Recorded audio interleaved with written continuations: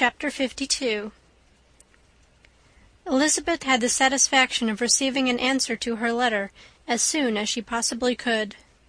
She was no sooner in possession of it than, hurrying into the little copse, where she was least likely to be interrupted, she sat down on one of the benches and prepared to be happy, for the length of the letter convinced her that it did not contain a denial. Gracechurch Street, September 6th. My dear niece, I have just received your letter, and shall devote this whole morning to answering it, as I foresee that a little writing will not comprise what I have to tell you. I must confess myself surprised by your application. I did not expect it from you. Don't think me angry, however, for I only mean to let you know that I had not imagined such inquiries to be necessary on your side. If you do not choose to understand me, forgive my impertinence. Your uncle is much surprised, as I am, and nothing but the belief of your being a party concerned would have allowed him to act as he has done. But if you are really innocent and ignorant, I must be more explicit. On the very day of my coming home from Longbourn, your uncle had a most unexpected visitor. Mr. Darcy called, and was shut up with him several hours. It was all over before I arrived, so my curiosity was not so dreadfully racked as yours seems to have been. He came to tell Mr. Gardiner that he had found out where your sister and Mr. Wickham were, and that he had seen and talked with them both, Wickham repeatedly, Lydia once. From what I can collect, he left Derbyshire only one day after ourselves, and came to town with the resolution of hunting for them. The motive professed was his conviction of its being owing to himself that Wickham's worthlessness had not been so well known as to make it impossible for any young woman of character to love or confide in him. He generously imputed the whole to his mistaken pride, and confessed that he had before thought it beneath him to lay his private actions open to the world.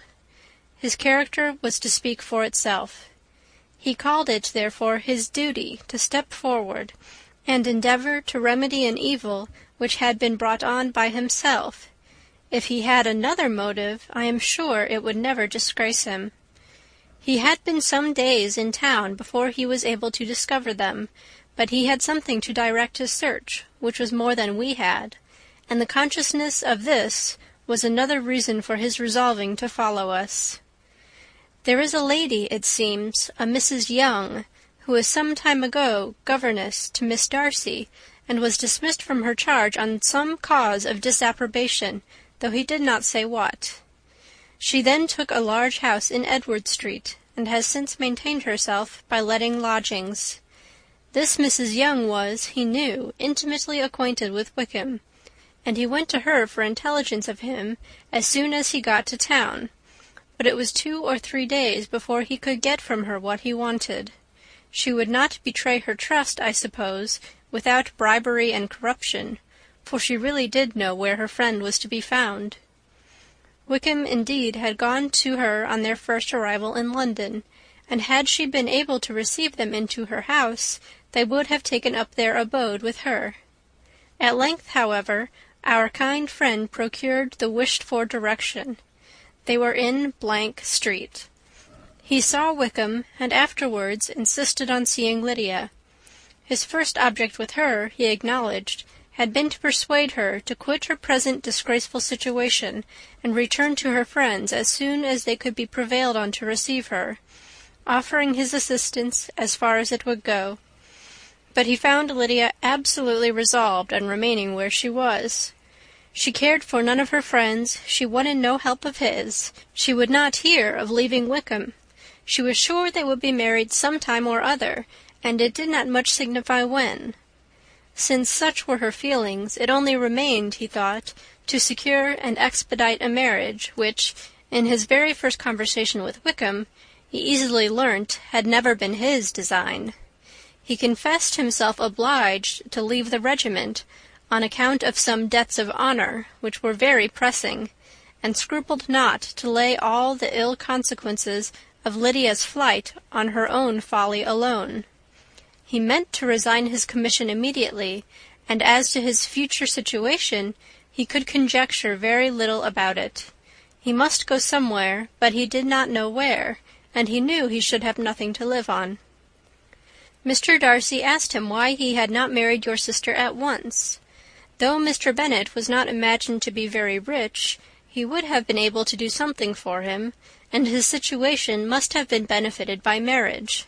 But he found, in reply to this question, that Wickham still cherished the hope of more effectually making his fortune by marriage in some other country. Under such circumstances, however, he was not likely to be proof against the temptation of immediate relief. They met several times, for there was much to be discussed. Wickham, of course, wanted more than he could get, but at length was reduced to be reasonable.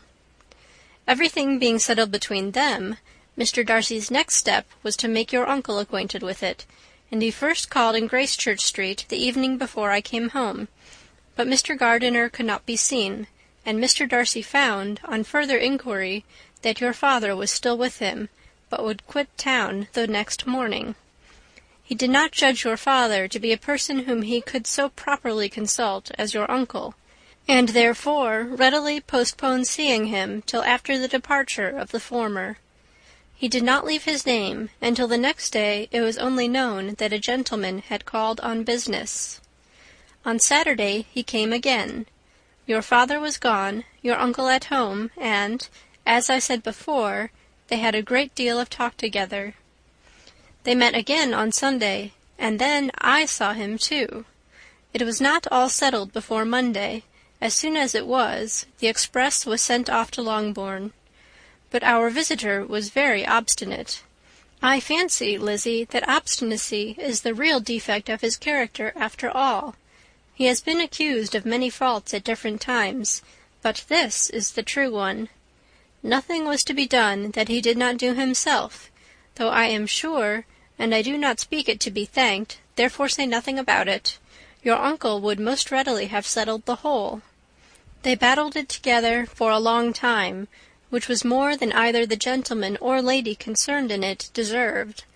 But at last your uncle was forced to yield, and instead of being allowed to be of use to his niece, was forced to put up with only having the probable credit of it, which went sorely against the grain. And I really believe your letter this morning gave him great pleasure, because it required an explanation that would rob him of his borrowed feathers, and give the praise where it was due. But, Lizzie, this must go no farther than yourself, or Jane at most. You know pretty well, I suppose, what has been done for the young people. His debts are to be paid, amounting, I believe, to considerably more than £1,000, another 1,000 in addition to her own settled upon her, and his commission purchased. The reason why all this was to be done by him alone was such as I have given above. It was owing to him, to his reserve and want of proper consideration, that Wickham's character had been so misunderstood, and consequently that he had been received and noticed as he was.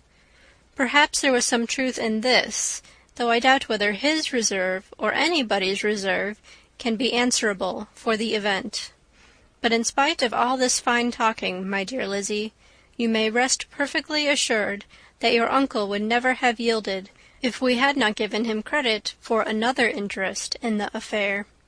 When all this was resolved on, he returned again to his friends, who were still staying at Pemberley, but it was agreed that he should be in London once more when the wedding took place, and all money matters were then to receive the last finish. I believe I have now told you everything. It is a relation which you tell me is to give you great surprise. I hope at least it will not afford you any displeasure. Lydia came to us, and Wickham had constant admission to the house. He was exactly what he had been when I knew him in Hertfordshire, but I would not tell you how little I was satisfied with her behaviour while she stayed with us, if I had not perceived, by Jane's letter last Wednesday, that her conduct on coming home was exactly of a piece with it, and therefore what I now tell you can give you no fresh pain. I talked to her repeatedly in the most serious manner, representing to her all the wickedness of what she had done, and all the unhappiness she had brought on her family. If she heard me, it was by good luck, for I am sure she did not listen. I was sometimes quite provoked, but then I recollected my dear Elizabeth and Jane, and for their sakes had patience with her. Mr. Darcy was punctual in his return, and, as Lydia informed you, attended the wedding. He dined with us the next day, and was to leave town again on Wednesday or Thursday. Will you be very angry with me, my dear Lizzy, if I take this opportunity of saying, what I was never bold enough to say before, how much I like him? His behaviour to us has, in every respect, been as pleasing as when we were in Derbyshire. His understanding and opinions all please me. He wants nothing but a little more liveliness, and that, if he marries prudently, his wife may teach him. I thought him very sly. He hardly ever mentioned your name, but slyness seems the fashion. Pray forgive me if I have been very presuming, or at least do not punish me so far as to exclude me from Pemberley. I shall never be quite happy till I have been all round the park. A low phaeton with a nice little pair of ponies would be the very thing. But I must write no more. The children have been wanting me this half-hour. Yours very sincerely, Mrs. Gardiner. The contents of this letter threw Elizabeth into a flutter of spirits, in which it was difficult to determine whether pleasure or pain bore the greatest share. The vague and unsettled suspicion which uncertainty had produced of what Mr. Darcy might have been doing to forward her sister's match, which she had feared to encourage as an exertion of goodness too great to be probable, and at the same time dreaded to be just, from the pain of obligation, were proved beyond their greatest extent to be true. He had followed them purposely to town. He had taken on himself all the trouble and mortification attendant on such a research, in which supplication had been necessary to a woman whom he must abominate and despise, and where he was reduced to frequently meet, reason with, persuade, and finally bribe the man whom he always most wished to avoid, and whose very name it was a punishment to him to pronounce. He had done all this for a girl whom he could neither regard nor esteem. Her heart did whisper that he had done it for her, but it was a hope shortly checked by other considerations, and she soon felt that even her vanity was insufficient when required to depend on his affection for her, for a woman who had already refused him, as able to overcome a sentiment so natural as abhorrence against relationship with Wickham. Brother-in-law of Wickham! Every kind of pride must revolt from the connection. He had, to be sure, done much. She was ashamed to think how much, but he had given a reason for his interference, which asked no extraordinary stretch of belief.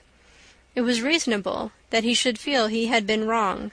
He had liberality, and he had the means of exercising it, and though she would not place herself as his principal inducement, she could, perhaps, believe that remaining partiality for her might assist his endeavours in a cause where her peace of mind must be materially concerned. It was painful, exceedingly painful, to know that they were under obligations to a person who could never receive a return. They owed the restoration of Lydia, her character, everything to him. Oh, how heartily did she grieve over every ungracious sensation she had ever encouraged, every saucy speech she had ever directed towards him. For herself she was humbled, but she was proud of him, proud that in a cause of compassion and honour he had been able to get the better of himself. She read over her aunt's commendation of him again and again. It was hardly enough, but it pleased her. She was even sensible of some pleasure, though mixed with regret, on finding how steadfastly both she and her uncle had been persuaded that affection and confidence subsisted between Mr. Darcy and herself. She was roused from her seat and her reflections by some one's approach, and before she could strike into another path she was overtaken by Wickham. "I am afraid I interrupt your solitary ramble, my dear sister," said he, as he joined her. "You certainly do," she replied with a smile, "but it does not follow that the interruption must be unwelcome." I should be sorry indeed if it were. We were always good friends, and now we are better." "True. Are the others coming out?" "I do not know. Mrs. Bennet and Lydia are going in the carriage to Meryton. And so, my dear sister, I find from our uncle and aunt that you have actually seen Pemberley." She replied in the affirmative. "I almost envy you the pleasure, and yet I believe it will be too much for me, or else I could take it in my way to Newcastle. And you saw the old housekeeper, I suppose? Poor Reynolds! She was always very fond of me. But of course she did not mention my name to you." "Yes, she did." "And what did she say?" "That you were gone into the army, and that she was afraid had not turned out well. At such a distance as that, you know, things are strangely misrepresented." "Certainly," he replied, biting his lips. Elizabeth hoped she had silenced him, but he soon afterwards said, "I was surprised to see Darcy in town last month. We passed each other several times. I wonder what he can be doing there." "Perhaps preparing for his marriage with Miss de Bourgh," said Elizabeth. "It must be something particular to take him there at this time of year." "Undoubtedly. Did you see him while you were at Lambton? I thought I understood from the gardeners that you had." "Yes, he introduced us to his sister." "And do you like her?" "Very much." "I have heard, indeed, that she is uncommonly improved within this year or two. When I last saw her, she was not very promising. I am very glad you liked her. I hope she will turn out well." "I dare say she will. She has gotten over the most trying age." "Did you go by the village of Kympton?" "I do not recollect that we did." "I mention it because it is the living which I ought to have had. A most delightful place. Excellent parsonage house. It would have suited me in every respect." "How should you have liked making sermons?" "Exceedingly well. I should have considered it as part of my duty, and the exertion would soon have been nothing. One ought not to repine. But to be sure it would have been such a thing for me. The quiet, the retirement of such a life would have answered all my ideas of happiness. But it was not to be." "Did you ever hear Darcy mention the circumstance when you were in Kent?" "I have heard from authority, which I thought as good, that it was left you conditionally only, and at the will of the present patron." "You have? Yes. There was something in that. I told you so from the first, you may remember." "I did hear, too, that there was a time when sermon-making was not so palatable to you as it seems to be at present, that you actually declared your resolution of never taking orders, and that the business had been compromised accordingly." "You did, and it was not wholly without foundation. You may remember what I told you on that point when first we talked of it." They were now almost at the door of the house, for she had walked fast to get rid of him, and, unwilling, for her sister's sake, to provoke him, she only said in reply, with a good-humoured smile, "Come, Mr. Wickham, we are brother and sister, you know. Do not let us quarrel about the past. In future, I hope we shall be always of one mind." She held out her hand. He kissed it with affectionate gallantry, though he hardly knew how to look, and they entered the house.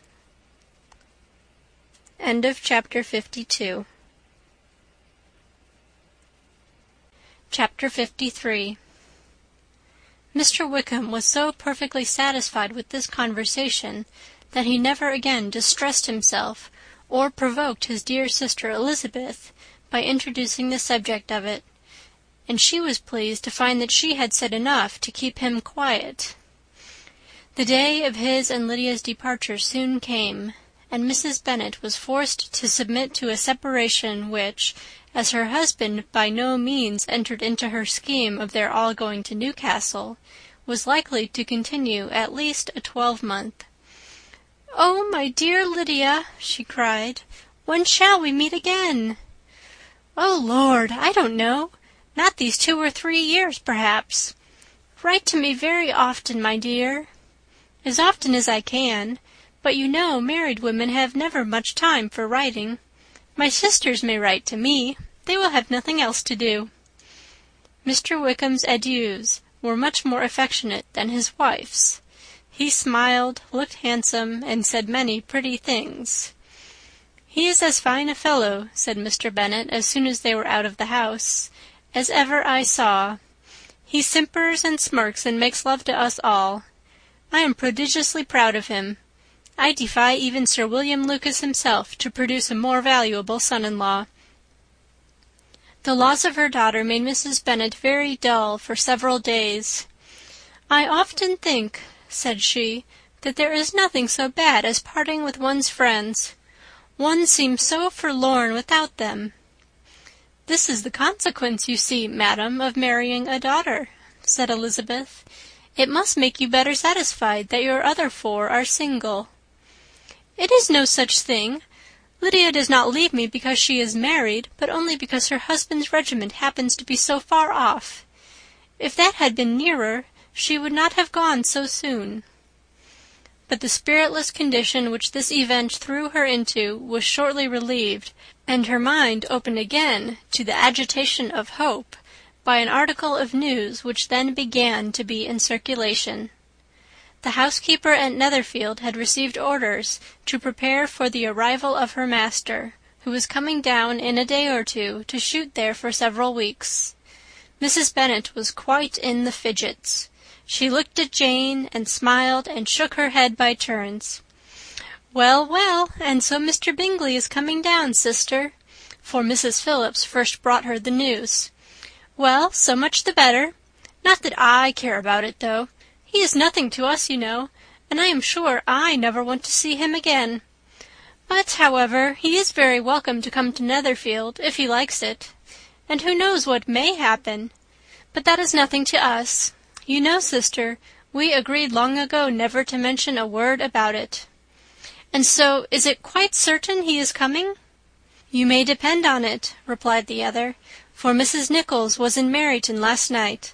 I saw her passing by, and went out myself on purpose to know the truth of it, and she told me that it was certain true. He comes down on Thursday at the latest, very likely on Wednesday. She was going to the butcher's, she told me, on purpose to order in some meat on Wednesday, and she has got 3 couple of ducks just fit to be killed." Miss Bennet had not been able to hear of his coming without changing colour. It was many months since she had mentioned his name to Elizabeth, but now, as soon as they were alone together, she said, "I saw you look at me to-day, Lizzie, when my aunt told us of the present report, and I know I appeared distressed. But don't imagine it was from any silly cause.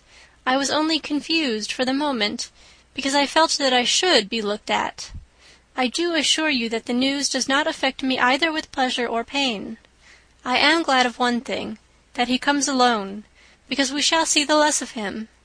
Not that I am afraid of myself, but I dread other people's remarks." Elizabeth did not know what to make of it. Had she not seen him in Derbyshire, she might have supposed him capable of coming there with no other view than what was acknowledged, but she still thought him partial to Jane, and she wavered as to the greater probability of his coming there with his friend's permission, or being bold enough to come without it. Yet it is hard, she sometimes thought, that this poor man cannot come to a house which he has legally hired without raising all this speculation.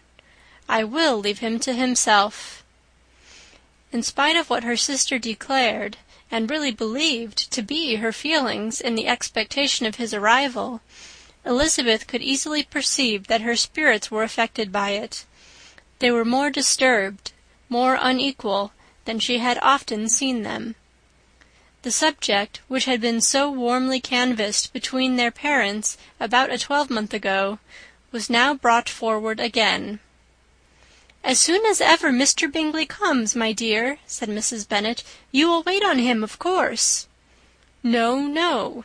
You forced me into visiting him last year, and promised if I went to see him he should marry one of my daughters. But it ended in nothing, and I will not be sent on a fool's errand again." His wife represented to him how absolutely necessary such an attention would be from all the neighbouring gentlemen on his returning to Netherfield. "'Tis an etiquette I despise," said he. "If he wants our society, let him seek it. He knows where we live. I will not spend my hours in running after my neighbours every time they go away and come back again." "Well, all I know is, that it will be abominably rude if you do not wait on him. But, however, that shan't prevent my asking him to dine here. I am determined. We must have Mrs. Long and the Gouldings soon. That will make 13 with ourselves, so there will be just room at table for him." Consoled by this resolution, she was the better able to bear her husband's incivility, though it was very mortifying to know that her neighbours might all see Mr. Bingley in consequence of it before they did. As the day of his arrival drew near, "I begin to be sorry that he comes at all," said Jane to her sister. "It would be nothing. I could see him with perfect indifference, but I can hardly bear to hear it thus perpetually talked of. My mother means well, but she does not know, no one can know, how much I suffer from what she says. Happy shall I be when his stay at Netherfield is over." "I wish I could say anything to comfort you," replied Elizabeth, "but it is wholly out of my power. You must feel it, and the usual satisfaction of preaching patience to a sufferer is denied me, because you have always so much." Mr. Bingley arrived. Mrs. Bennet, through the assistance of servants, contrived to have the earliest tidings of it, that the period of anxiety and fretfulness on her side might be as long as it could. She counted the days that must intervene before their invitation could be sent, hopeless of seeing him before. But on the 3rd morning after his arrival in Hertfordshire, she saw him, from her dressing-room window, enter the paddock and ride towards the house. Her daughters were eagerly called to partake of her joy. Jane resolutely kept her place at the table, but Elizabeth, to satisfy her mother, went to the window. She looked. She saw Mr. Darcy with him, and sat down again by her sister. "There is a gentleman with him, mamma," said Kitty. "Who can it be?" "Some acquaintance or other, my dear, I supposed. I am sure I do not know." "La!" replied Kitty, "it looks just like that man that used to be with him before. Mr. What's-his-name, that tall, proud man." "Good gracious, Mr. Darcy! And so it does, I vow. Well, any friend of Bingley's will always be welcome here, to be sure, but else I must say that I hate the very sight of him." Jane looked at Elizabeth with surprise and concern. She knew but little of their meeting in Derbyshire, and therefore felt for the awkwardness which must attend her sister in seeing him almost for the first time after receiving his explanatory letter. Both sisters were uncomfortable enough. Each felt for the other, and of course for themselves, and their mother talked on, of her dislike of Mr. Darcy, and her resolution to be civil to him only as Mr. Bingley's friend, without being heard by either of them. But Elizabeth had sources of uneasiness which could not be suspected by Jane, to whom she had never yet had courage to show Mrs. Gardiner's letter, or to relate her own change of sentiment towards him. To Jane he could be only a man whose proposals she had refused, and whose merit she had undervalued. But to her own more extensive information, he was the person to whom the whole family were indebted for the first of benefits, and whom she regarded herself with an interest, if not quite so tender, at least as reasonable and just as what Jane felt for Bingley. Her astonishment at his coming to Netherfield, to Longbourn, and voluntarily seeking her again, was almost equal to what she had known on first witnessing his altered behaviour in Derbyshire. The colour which had been driven from her face returned for half a minute with an additional glow, and a smile of delight added lustre to her eyes, as she thought for that space of time that his affection and wishes must still be unshaken. But she would not be secure. "Let me first see how he behaves," said she. "It will then be early enough for expectation." She sat intently at work, striving to be composed, and without daring to lift up her eyes, till anxious curiosity carried them to the face of her sister as the servant was approaching the door. Jane looked a little paler than usual, but more sedate than Elizabeth had expected. On the gentlemen's appearing, her colour increased, yet she received them with tolerable ease, and with a propriety of behaviour equally free from any symptom of resentment or any unnecessary complaisance. Elizabeth said as little to either as civility would allow, and sat down again to her work, with an eagerness which it did not often command. She had ventured only one glance at Darcy. He looked serious, as usual, and she thought more as he had been used to look in Hertfordshire than as she had seen him at Pemberley. But perhaps he could not in her mother's presence be what he was before her uncle and aunt. It was a painful, but not an improbable, conjecture. Bingley she had likewise seen for an instant, and in that short period saw him looking both pleased and embarrassed. He was received by Mrs. Bennet with a degree of civility which made her two daughters ashamed, especially when contrasted with the cold and ceremonious politeness of her curtsy and address to his friend. Elizabeth particularly, who knew that her mother owed to the latter the preservation of her favourite daughter from irremediable infamy, was hurt and distressed to a most painful degree by a distinction so ill applied. Darcy, after inquiring of her how Mr. and Mrs. Gardiner did, a question which she could not answer without confusion, said scarcely anything. He was not seated by her. Perhaps that was the reason of his silence, but it had not been so in Derbyshire. There he had talked to her friends when he could not to herself. But now several minutes elapsed without bringing the sound of his voice, and when occasionally, unable to resist the impulse of curiosity, she raised her eyes to his face, she as often found him looking at Jane as at herself, and frequently on no object but the ground. More thoughtfulness and less anxiety to please than when they last met were plainly expressed. She was disappointed, and angry with herself for being so. "Could I expect it to be otherwise?" said she. "Yet why did he come?" She was in no humour for conversation with anyone but himself, and to him she had hardly courage to speak. She inquired after his sister, but could do no more. "It is a long time, Mr. Bingley, since you went away," said Mrs. Bennet. He readily agreed to it. "I began to be afraid you would never come back again. People did say you meant to quit the place entirely at Michaelmas, but, however, I hope it is not true. A great many changes have happened in the neighbourhood since you went away. Miss Lucas is married and settled, and one of my own daughters. I suppose you have heard of it. Indeed, you must have seen it in the papers. It was in the Times and the Courier, I know, though it was not put in as it ought to be. It was only said, 'Lately George Wickham to Miss Lydia Bennet,' without there being a syllable said of her father, or the place where she lived, or anything. It was my brother Gardiner's drawing up, too, and I wonder how he came to make such an awkward business of it. Did you see it?" Bingley replied that he did, and made his congratulations. Elizabeth dared not lift up her eyes. How Mr. Darcy looked, therefore, she could not tell. "It is a delightful thing, to be sure, to have a daughter well married," continued her mother, "but at the same time, Mr. Bingley, it is very hard to have her taken such a way from me.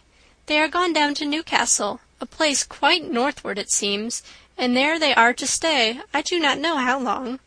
His regiment is there, for I suppose you have heard of his leaving the shire, and of his being gone into the regulars. Thank heaven he has some friends, though perhaps not so many as he deserves." Elizabeth, who knew this to be levelled at Mr. Darcy, was in such misery of shame that she could hardly keep her seat. It drew from her, however, the exertion of speaking, which nothing else had so effectually done before, and she asked Bingley whether he meant to make any stay in the country at present. A few weeks, he believed. "When you have killed all your own birds, Mr. Bingley," said her mother, "I beg you will come here and shoot as many as you please on Mr. Bennet's manor. I am sure he will be vastly happy to oblige you, and will save all the best of the coveys for you." Elizabeth's misery increased at such unnecessary, such officious attention. Were the same fair prospect to arise at present as had flattered them a year ago, everything, she was persuaded, would be hastening to the same vexatious conclusion. At that instant she felt that years of happiness could not make Jane or herself amends for moments of such painful confusion. "The first wish of my heart," she said to herself, "is never more to be in company with either of them. Their society can afford no pleasure that will atone for such wretchedness as this. Let me never see either one or the other again." Yet the misery, for which years of happiness were to offer no compensation, received soon afterwards material relief from observing how much the beauty of her sister rekindled the admiration of her former lover. When first he came in, he had spoken to her but little, but every 5 minutes seemed to be giving her more of his attention. He found her as handsome as she had been last year, as good-natured and as unaffected, though not quite so chatty. Jane was anxious that no difference should be perceived in her at all, and was really persuaded that she talked as much as ever. But her mind was so busily engaged that she did not always know when she was silent. When the gentlemen rose to go away, Mrs. Bennet was mindful of her intended civility, and they were invited and engaged to dine at Longbourn in a few days' time. "You are quite a visit in my debt, Mr. Bingley," she added, "for when you went to town last winter, you promised to take a family dinner with us as soon as you returned. I have not forgot, you see, and I assure you I was very much disappointed that you did not come back and keep your engagement." Bingley looked a little silly at this reflection, and said something of his concern at having been prevented by business. They then went away. Mrs. Bennet had been strongly inclined to ask them to stay and dine there that day, but, though she always kept a very good table, she did not think anything less than 2 courses could be enough for a man on whom she had such anxious designs, or satisfy the appetite and pride of one who had 10,000 a year. End of chapter 53. Chapter 54. As soon as they were gone, Elizabeth walked out to recover her spirits, or in other words, to dwell without interruption on those subjects that must deaden them more. Mr. Darcy's behaviour astonished and vexed her. "Why, if he came only to be silent, grave, and indifferent," said she, "did he come at all?" She could settle it in no way that gave her pleasure. "He could be still amiable, still pleasing to my uncle and aunt when he was in town, and why not to me? If he fears me, why come hither? If he no longer cares for me, why silent? Teasing, teasing man! I will think no more about him."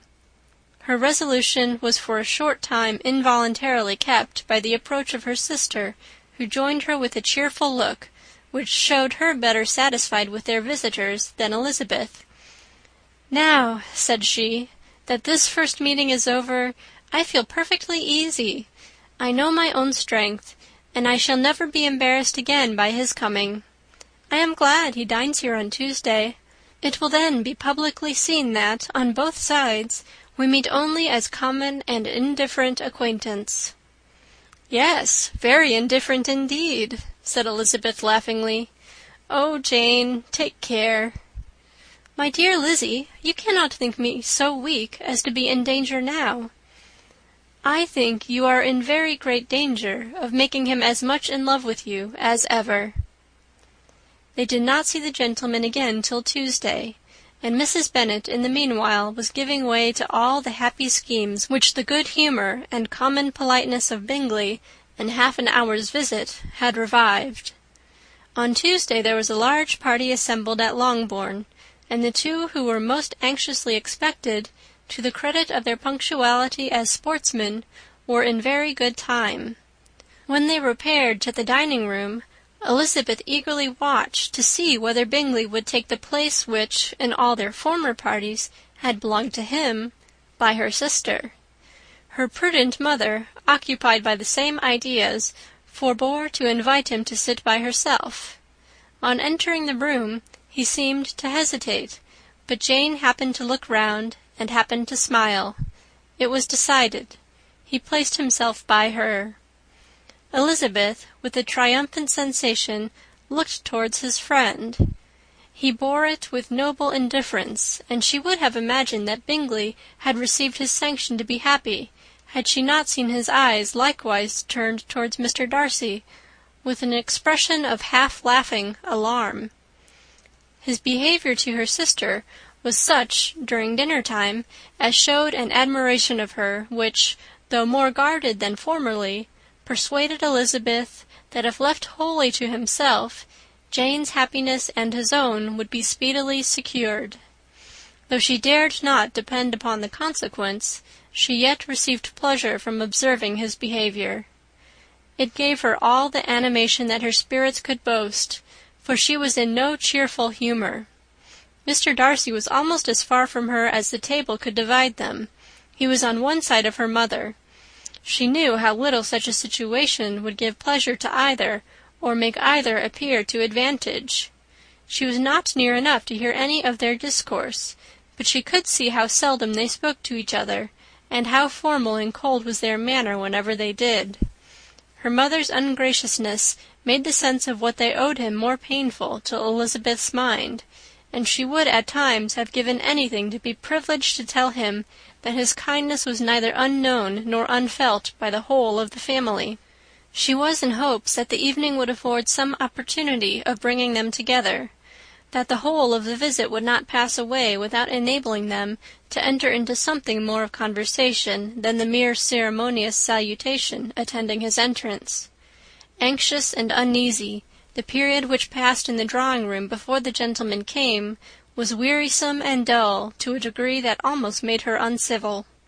She looked forward to their entrance as the point on which all her chance of pleasure for the evening must depend. "If he does not come to me then," said she, "I shall give him up for ever." The gentleman came, and she thought he looked as if he would have answered her hopes. But, alas! the ladies had crowded round the table where Miss Bennet was making tea, and Elizabeth pouring out the coffee, in so close a confederacy that there was not a single vacancy near her which would admit of a chair. And on the gentleman's approaching, one of the girls moved closer to her than ever, and said in a whisper, "The men shan't come and part us, I am determined. We want none of them, do we?" Darcy had walked away to another part of the room.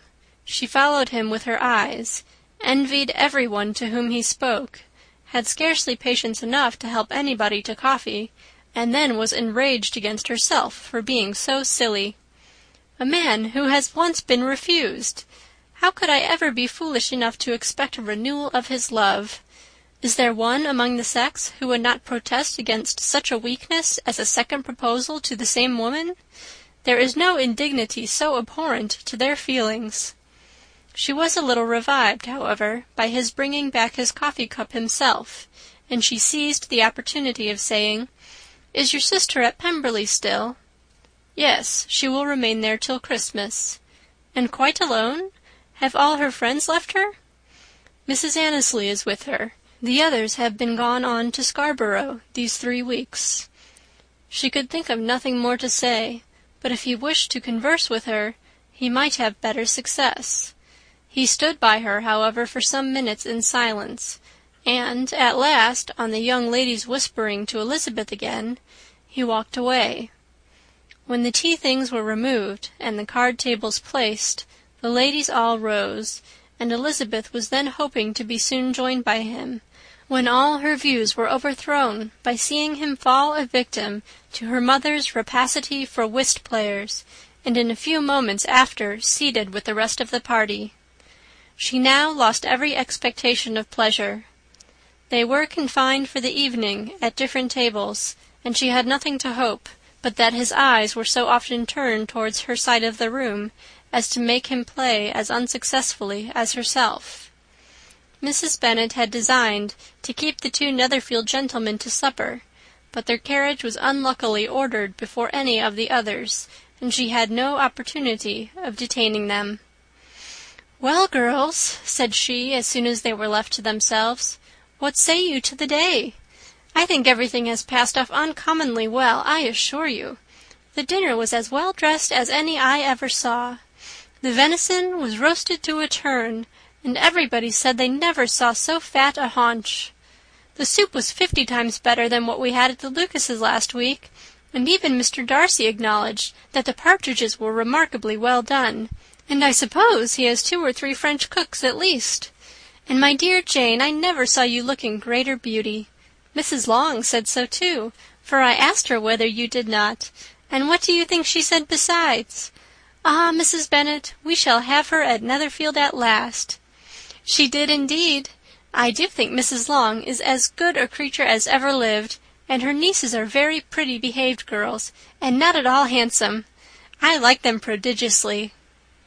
Mrs. Bennet, in short, was in very great spirits. She had seen enough of Bingley's behaviour to Jane to be convinced that she would get him at last, and her expectations of advantage to her family, when in a happy humour, were so far beyond reason that she was quite disappointed at not seeing him there again the next day to make his proposals. "It has been a very agreeable day," said Miss Bennet to Elizabeth. "The party seemed so well selected, so suitable one with the other. I hope we may often meet again." Elizabeth smiled. "Lizzie, you must not do so. You must not suspect me. It mortifies me. I assure you that I have now learnt to enjoy his conversation as an agreeable and sensible young man, without having a wish beyond it. I am perfectly satisfied, from what his manners now are, that he never had any design of engaging my affection.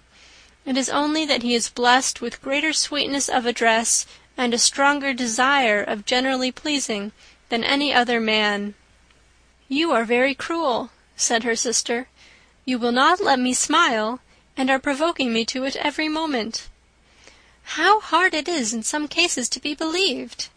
"And how impossible in others." "But why should you wish to persuade me that I feel more than I acknowledge?" "That is a question which I hardly know how to answer. We all love to instruct, though we can teach only what is not worth knowing. Forgive me, and if you persist in indifference, do not make me your confidant."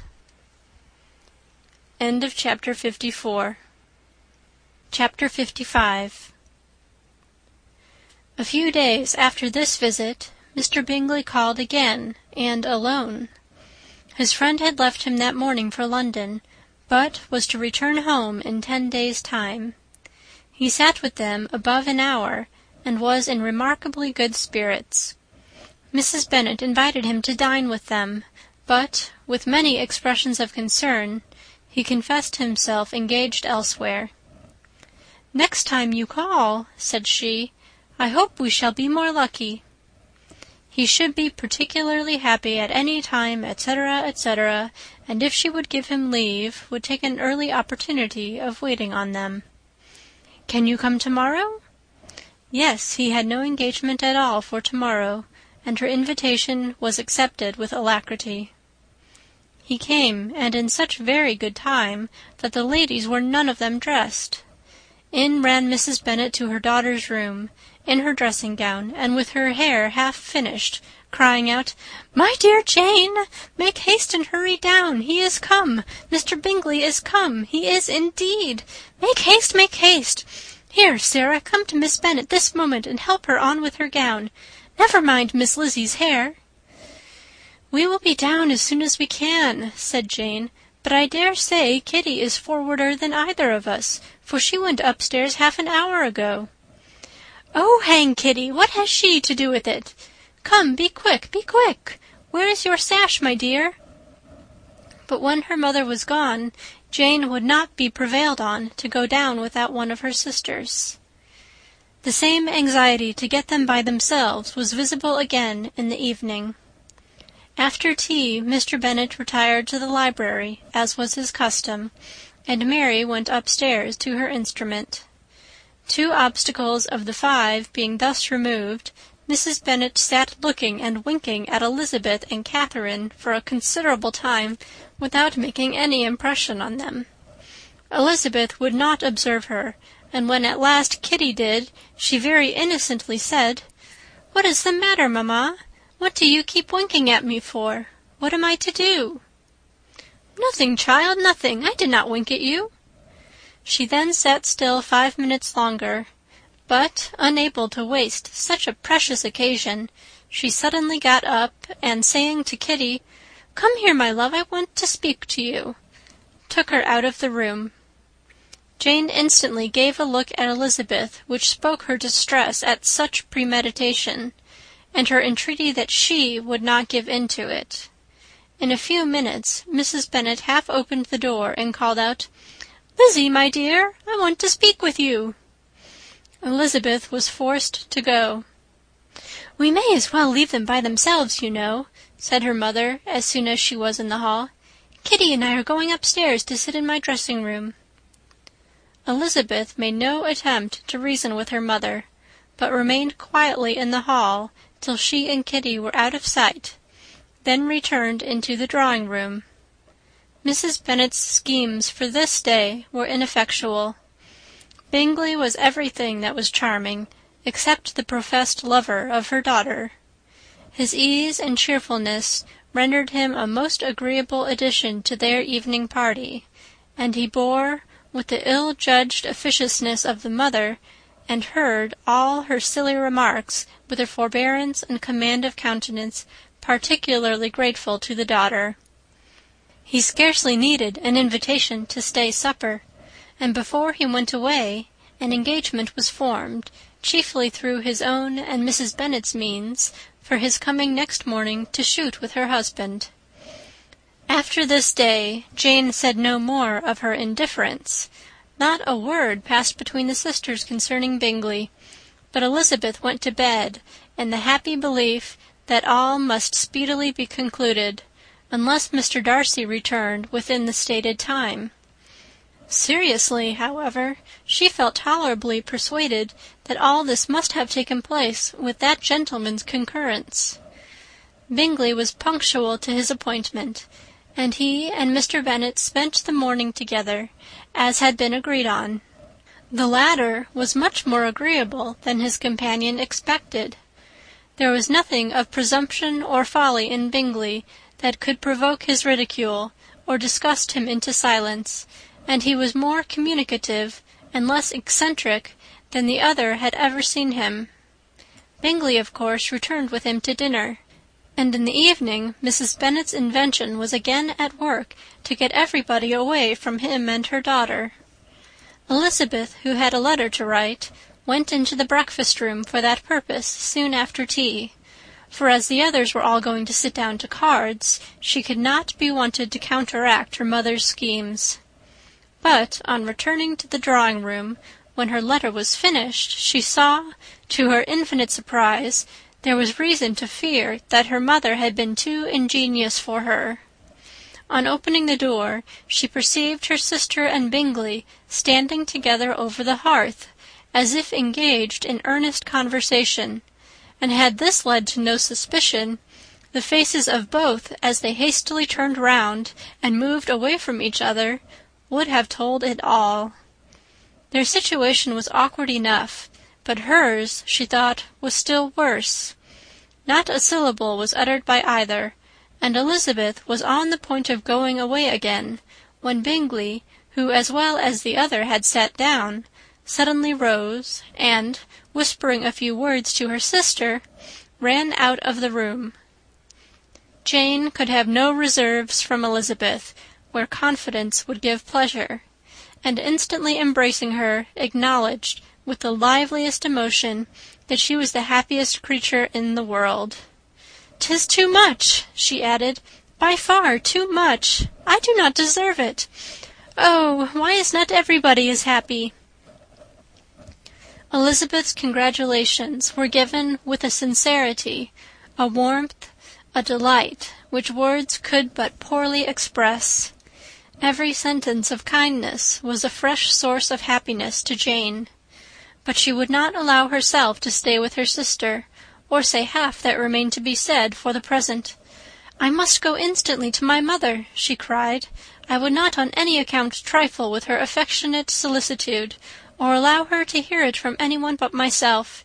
He is gone to my father already. Oh, Lizzie, to know what I have to relate will give such pleasure to all my dear family. How shall I bear so much happiness?" She then hastened away to her mother, who had purposely broken up the card party, and was sitting upstairs with Kitty.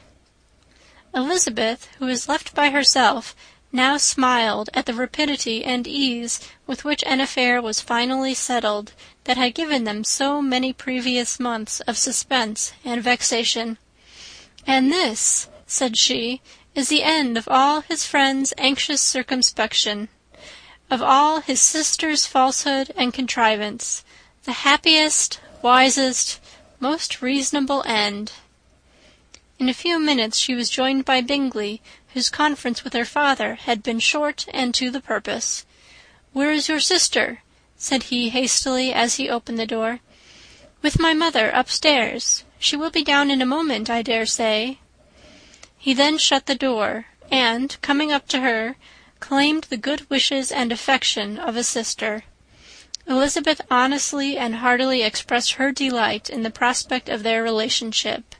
They shook hands with great cordiality, and then, till her sister came down, she had to listen to all he had to say of his own happiness and of Jane's perfections, and, in spite of his being a lover, Elizabeth really believed all his expectations of felicity to be rationally founded, because they had for basis the excellent understanding and super-excellent disposition of Jane, and the general similarity of feeling and taste between her and himself. It was an evening of no common delight to them all. The satisfaction of Miss Bennet's mind gave a glow of such sweet animation to her face as made her look handsomer than ever. Kitty simpered and smiled, and hoped her turn was coming soon. Mrs. Bennet could not give her consent or speak her approbation in terms warm enough to satisfy her feelings, though she talked to Bingley of nothing else for half an hour. And when Mr. Bennet joined them at supper, his voice and manner plainly showed how really happy he was. Not a word, however, passed his lips in allusion to it till their visitor took his leave for the night, but as soon as he was gone, he turned to his daughter and said, "Jane, I congratulate you. You will be a very happy woman." Jane went to him instantly, kissed him, and thanked him for his goodness. "You are a good girl," he replied, "and I have great pleasure in thinking you will be so happily settled. I have not a doubt of your doing very well together. Your tempers are by no means unlike. You are each of you so complying that nothing will ever be resolved on, so easy that every servant will cheat you, and so generous that you will always exceed your income." "I hope not so. Imprudence or thoughtlessness in money matters would be unpardonable in me." "Exceed their income, my dear Mr. Bennet!" cried his wife. "What are you talking of? Why, he has 4,000 or 5,000 a year, and very likely more." Then addressing her daughter, "Oh, my dear, dear Jane, I am so happy. I am sure I shan't get a wink of sleep all night. I knew how it would be. I always said it must be so at last. I was sure you could not be so beautiful for nothing. I remember as soon as ever I saw him, when he first came into Hertfordshire last year, I thought how likely it was that you should come together. Oh, he is the handsomest young man that ever was seen." Wickham, Lydia, were all forgotten. Jane was beyond competition her favourite child. At that moment she cared for no other. Her younger sisters soon began to make interest with her for objects of happiness which she might in future be able to dispense. Mary petitioned for the use of the library at Netherfield, and Kitty begged very hard for a few balls there every winter. Bingley from this time was of course a daily visitor at Longbourn, coming frequently before breakfast, and always remaining till after supper, unless when some barbarous neighbour, who could not be enough detested, had given him an invitation to dinner which he thought himself obliged to accept. Elizabeth had now but little time for conversation with her sister, for while he was present, Jane had no attention to bestow on anyone else, but she found herself considerably useful to both of them in those hours of separation that must sometimes occur. In the absence of Jane, he always attached himself to Elizabeth for the pleasure of talking of her, and when Bingley was gone, Jane constantly sought the same means of relief. "He has made me so happy," said she one evening, "by telling me that he was totally ignorant of my being in town last spring. I had not believed it possible." "I suspected as much," replied Elizabeth. "But how did he account for it?" "It must have been his sister's doing. They were certainly no friends to his acquaintance with me, which I cannot wonder at, since he might have chosen so much more advantageously in many respects. But when they see, as I trust they will, that their brother is happy with me, they will learn to be contented, and we shall be on good terms again, though we can never be what we once were to each other." "That is the most unforgiving speech," said Elizabeth, "that I ever heard you utter. Good girl! It would vex me indeed to see you again the dupe of Miss Bingley's pretended regard." "Would you believe it, Lizzie, that when he went to town last November, he really loved me, and nothing but a persuasion of my being indifferent would have prevented his coming down again?" "He made a little mistake, to be sure, but it is to the credit of his modesty." This naturally introduced a panegyric from Jane on his diffidence and the little value he put on his own good qualities. Elizabeth was pleased to find that he had not betrayed the interference of his friend, for, though Jane had the most generous and forgiving heart in the world, she knew it was a circumstance which must prejudice her against him. "I am certainly the most fortunate creature that ever existed," cried Jane. "Oh, Lizzie, why am I thus singled from my family, and blessed above them all? If I could but see you as happy, if there were but such another man for you!" "If you were to give me 40 such men, I could never be so happy as you. Till I have your disposition, your goodness, I never can have your happiness. No, no, let me shift for myself, and perhaps, if I have very good luck, I may meet with another Mr. Collins in time." The situation of affairs in the Longbourn family could not be long a secret. Mrs. Bennet was privileged to whisper it to Mrs. Phillips, and she ventured, without any permission, to do the same by all her neighbours in Meryton. The Bennets were speedily pronounced to be the luckiest family in the world, though only a few weeks before, when Lydia had first run away, they had been generally proved to be marked out for misfortune. Chapter 56. One morning, about a week after Bingley's engagement with Jane had been formed, as he and the females of the family were sitting together in the dining-room, their attention was suddenly drawn to the window by the sound of a carriage, and they perceived a chaise and four driving up the lawn. It was too early in the morning for visitors, and besides, the equipage did not answer to that of any of their neighbours. The horses were post, and neither the carriage nor the livery of the servant who preceded it were familiar to them. As it was certain, however, that somebody was coming, Bingley instantly prevailed on Miss Bennet to avoid the confinement of such an intrusion, and walk away with him into the shrubbery. They both set off, and the conjectures of the remaining 3 continued, though with little satisfaction, till the door was thrown open, and their visitor entered.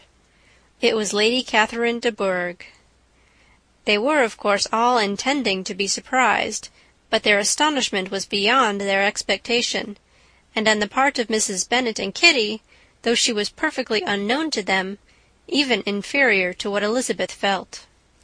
She entered the room with an air more than usually ungracious, made no other reply to Elizabeth's salutation than a slight inclination of the head, and sat down without saying a word.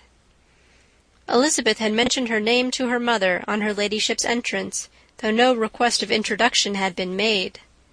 Mrs. Bennet, all amazement, though flattered by having a guest of such high importance, received her with the utmost politeness.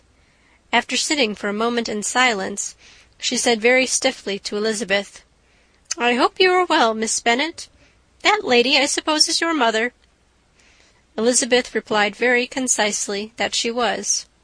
"And that, I suppose, is one of your sisters." "Yes, madam," said Mrs. Bennet, delighted to speak to a Lady Catherine. "She is my youngest girl but one. My youngest of all is lately married, and my eldest is somewhere about the grounds, walking with a young man who, I believe, will soon become a part of the family." "You have a very small park here," returned Lady Catherine, after a short silence. "It is nothing in comparison of Rosings, my lady, I dare say, but I assure you it is much larger than Sir William Lucas's." "This must be a most inconvenient sitting-room for the evening, in summer. The windows are full west." Mrs. Bennet assured her that they never sat there after dinner, and then added, "May I take the liberty of asking your ladyship whether you left Mr. and Mrs. Collins well?" "Yes, very well. I saw them the night before last." Elizabeth now expected that she would produce a letter for her from Charlotte, as it seemed the only probable motive for her calling, but no letter appeared, and she was completely puzzled. Mrs. Bennet, with great civility, begged her ladyship to take some refreshment, but Lady Catherine very resolutely, and not very politely, declined eating anything, and then, rising up, said to Elizabeth, "Miss Bennet, there seemed to be a prettyish kind of a little wilderness on one side of your lawn. I should be glad to take a turn in it, if you will favour me with your company."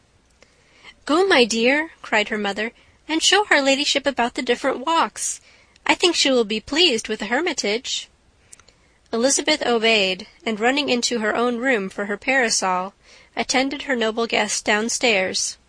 As they passed through the hall, Lady Catherine opened the doors into the dining-parlour and drawing-room, and pronouncing them, after a short survey, to be decent-looking rooms, walked on.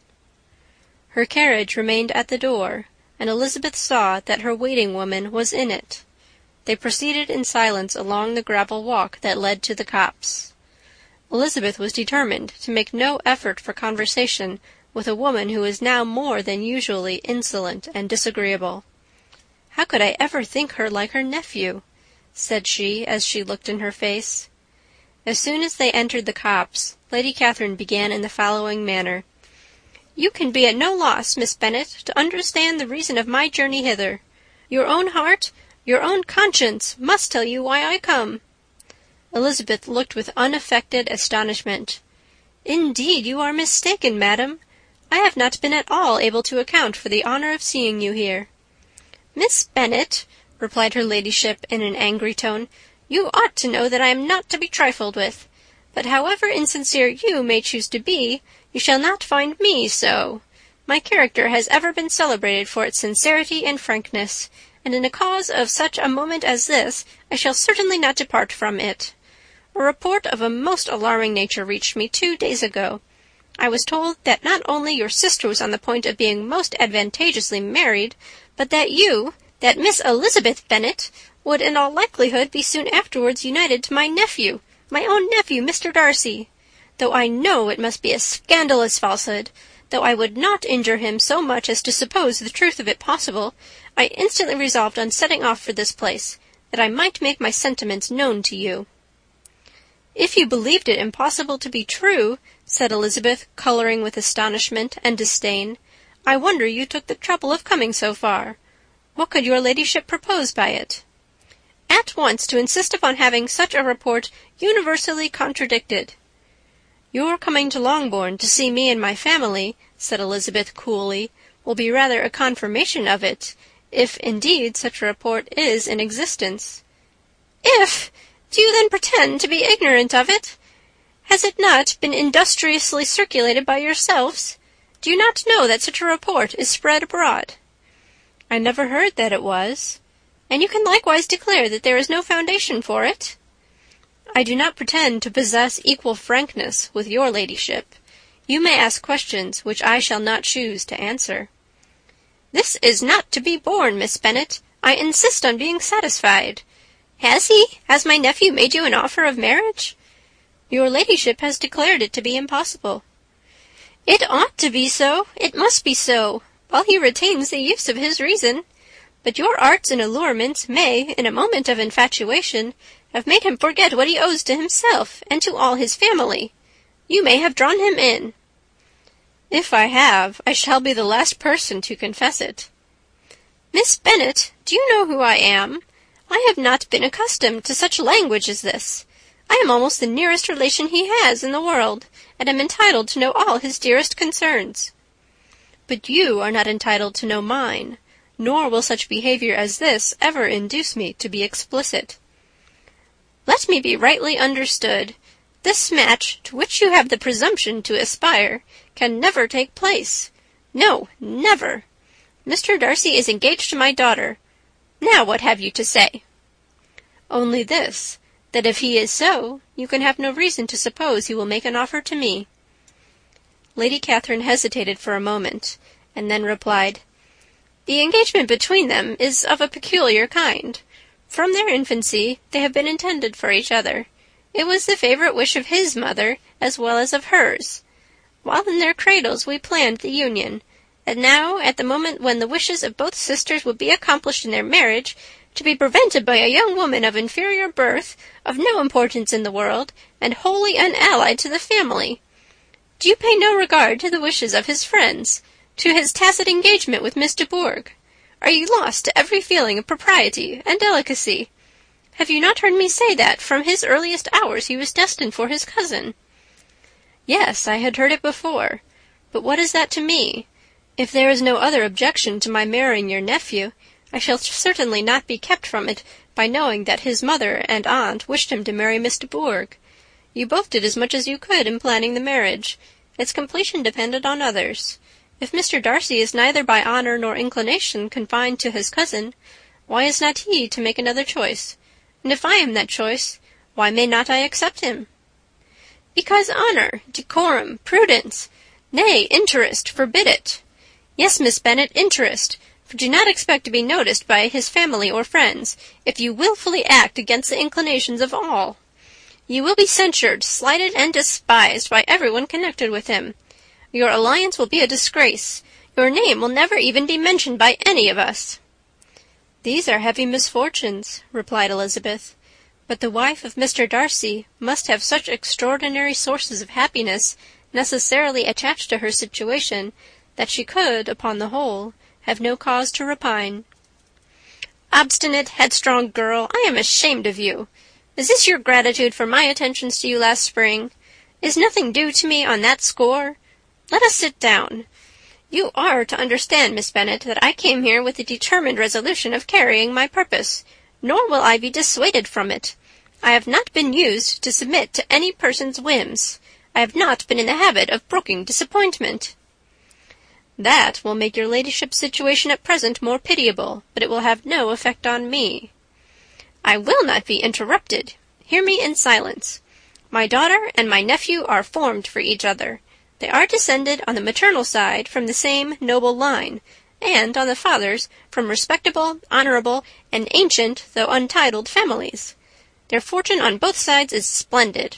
They are destined for each other by the voice of every member of their respective houses. And what is to divide them? The upstart pretensions of a young woman without family connections or fortune? Is this to be endured? But it must not, shall not be.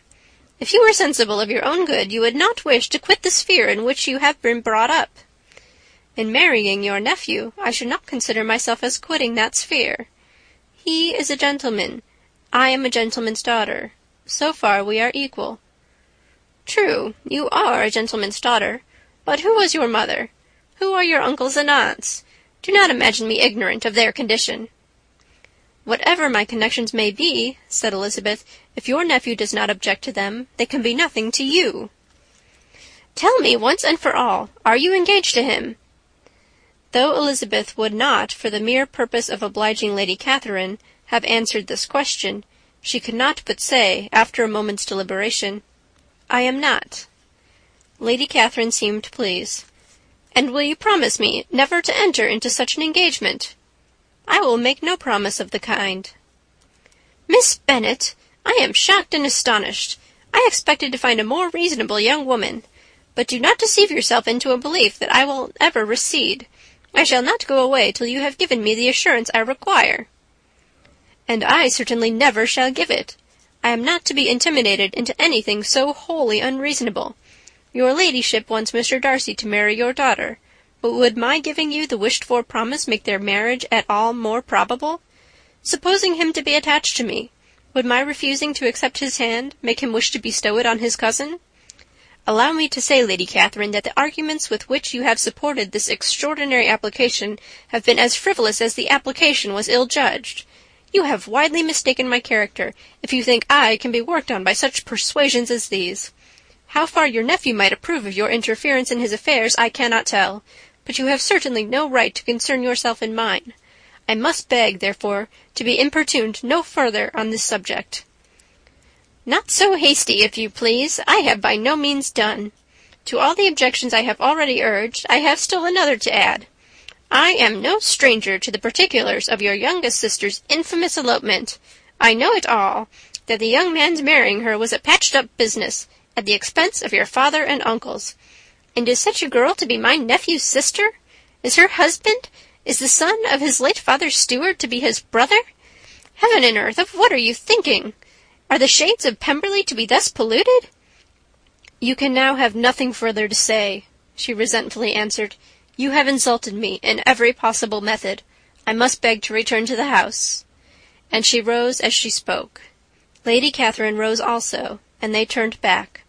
Her ladyship was highly incensed. "You have no regard, then, for the honour and credit of my nephew. Unfeeling, selfish girl! Do you not consider that a connection with you must disgrace him in the eyes of everybody?" "Lady Catherine, I have nothing further to say. You know my sentiments." "You are then resolved to have him?" "I have said no such thing. I am only resolved to act in that manner which will, in my own opinion, constitute my happiness, without reference to you, or to any person so wholly unconnected with me." "It is well. You refuse, then, to oblige me. You refuse to obey the claims of duty, honour, and gratitude. You are determined to ruin him in the opinion of all his friends, and make him the contempt of the world." "Neither duty, nor honour, nor gratitude," replied Elizabeth, "have any possible claim on me in the present instance. No principle of either would be violated by my marriage with Mr. Darcy, and with regard to the resentment of his family, or the indignation of the world, if the former were excited by his marrying me, it would not give me one moment's concern, and the world in general would have too much sense to join in the scorn." "And this is your real opinion? This is your final resolve? Very well. I shall now know how to act. Do not imagine, Miss Bennet, that your ambition will ever be gratified. I came to try you. I hoped to find you reasonable, but depend upon it, I will carry my point." In this manner Lady Catherine talked on till they were at the door of the carriage, when, turning hastily round, she added, "I take no leave of you, Miss Bennet. I send no compliments to your mother. You deserve no such attention. I am most seriously displeased." Elizabeth made no answer, and without attempting to persuade her ladyship to return into the house, walked quietly into it herself. She heard the carriage drive away as she proceeded upstairs. Her mother impatiently met her at the door of the dressing-room, to ask why Lady Catherine would not come in again and rest herself. "She did not choose it," said her daughter. "She would go." "She is a very fine-looking woman, and her calling here was prodigiously civil, for she only came, I suppose, to tell us the Collinses were well. She is on her road somewhere, I dare say, and so, passing through Meryton, thought she might as well call on you. I suppose she had nothing particular to say to you, Lizzie?" Elizabeth was forced to give into a little falsehood here, for to acknowledge the substance of their conversation was impossible. Chapter 56. Chapter 57. The discomposure of spirits which this extraordinary visit threw Elizabeth into could not be easily overcome. nor could she, for many hours, learn to think of it less than incessantly. Lady Catherine, it appeared, had actually taken the trouble of this journey from Rosings for the sole purpose of breaking off her supposed engagement with Mr. Darcy. It was a rational scheme, to be sure, but from what the report of their engagement could originate, Elizabeth was at a loss to imagine, till she recollected that his being the intimate friend of Bingley, and her being the sister of Jane, was enough, at a time when the expectation of one wedding made everybody eager for another, to supply the idea. She had not herself forgotten to feel that the marriage of her sister must bring them more frequently together, and her neighbours at Lucas Lodge, therefore, for through their communication with the Collinses, the report, she concluded, had reached Lady Catherine, had only set that down as almost certain and immediate, which she had looked forward to as possible at some future time. In revolving Lady Catherine's expressions, however, she could not help feeling some uneasiness as to the possible consequence of her persisting in this interference. From what she had said of her resolution to prevent their marriage, it occurred to Elizabeth that she must meditate an application to her nephew, and how he might take a similar representation of the evils attached to a connection with her, she dared not pronounce. She knew not the exact degree of his affection for his aunt, or his dependence on her judgment, but it was natural to suppose that he thought much higher of her ladyship than she could do, and it was certain that, in enumerating the miseries of a marriage with one, whose immediate connections were so unequal to his own, his aunt would address him on his weakest side. With his notions of dignity, he would probably feel that the arguments, which to Elizabeth had appeared weak and ridiculous, contained much good sense and solid reasoning. If he had been wavering before as to what he should do, which had often seemed likely, the advice and entreaty of so near a relation might settle every doubt, and determine him at once to be as happy as dignity unblemished could make him. In that case he would return no more. Lady Catherine might see him in her way through town, and his engagement to Bingley of coming again to Netherfield must give way. If, therefore, an excuse for not keeping his promise should come to his friend within a few days, she added, I shall know how to understand it.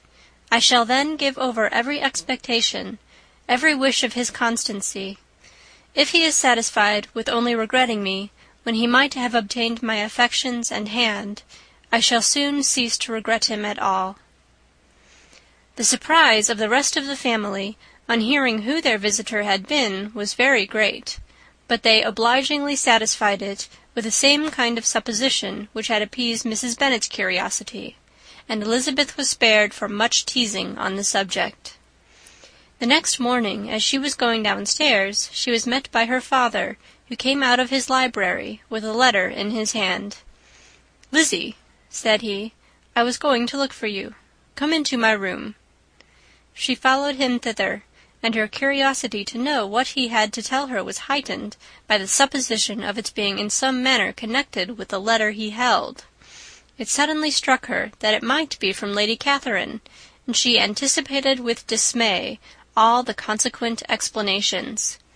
She followed her father to the fireplace, and they both sat down. He then said, "I have received a letter this morning that has astonished me exceedingly. As it principally concerns yourself, you ought to know its contents. I did not know before that I had 2 daughters on the brink of matrimony. Let me congratulate you on a very important conquest."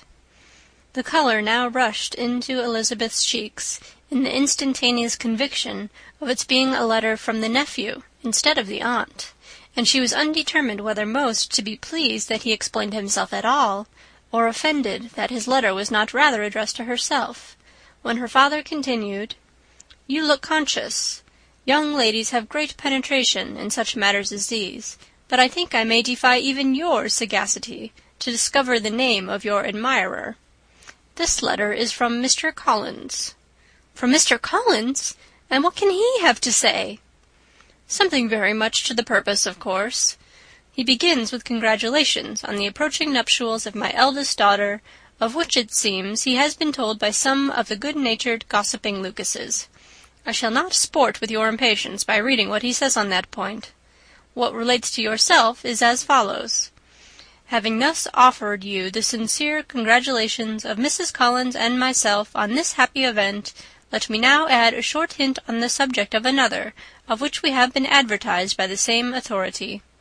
Your daughter Elizabeth, it is presumed, will not long bear the name of Bennet, after her elder sister has resigned it, and the chosen partner of her fate may be reasonably looked up to as one of the most illustrious personages in the land. Can you possibly guess, Lizzie, who is meant by this?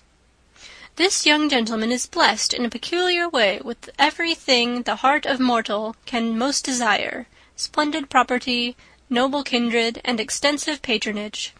Yet in spite of all these temptations, let me warn my cousin Elizabeth and yourself of what evils you may incur by a precipitate closure with this gentleman's proposals, which, of course, you will be inclined to take immediate advantage of. Have you any idea, Lizzie, who this gentleman is? But now it comes out. My motive for cautioning you is as follows.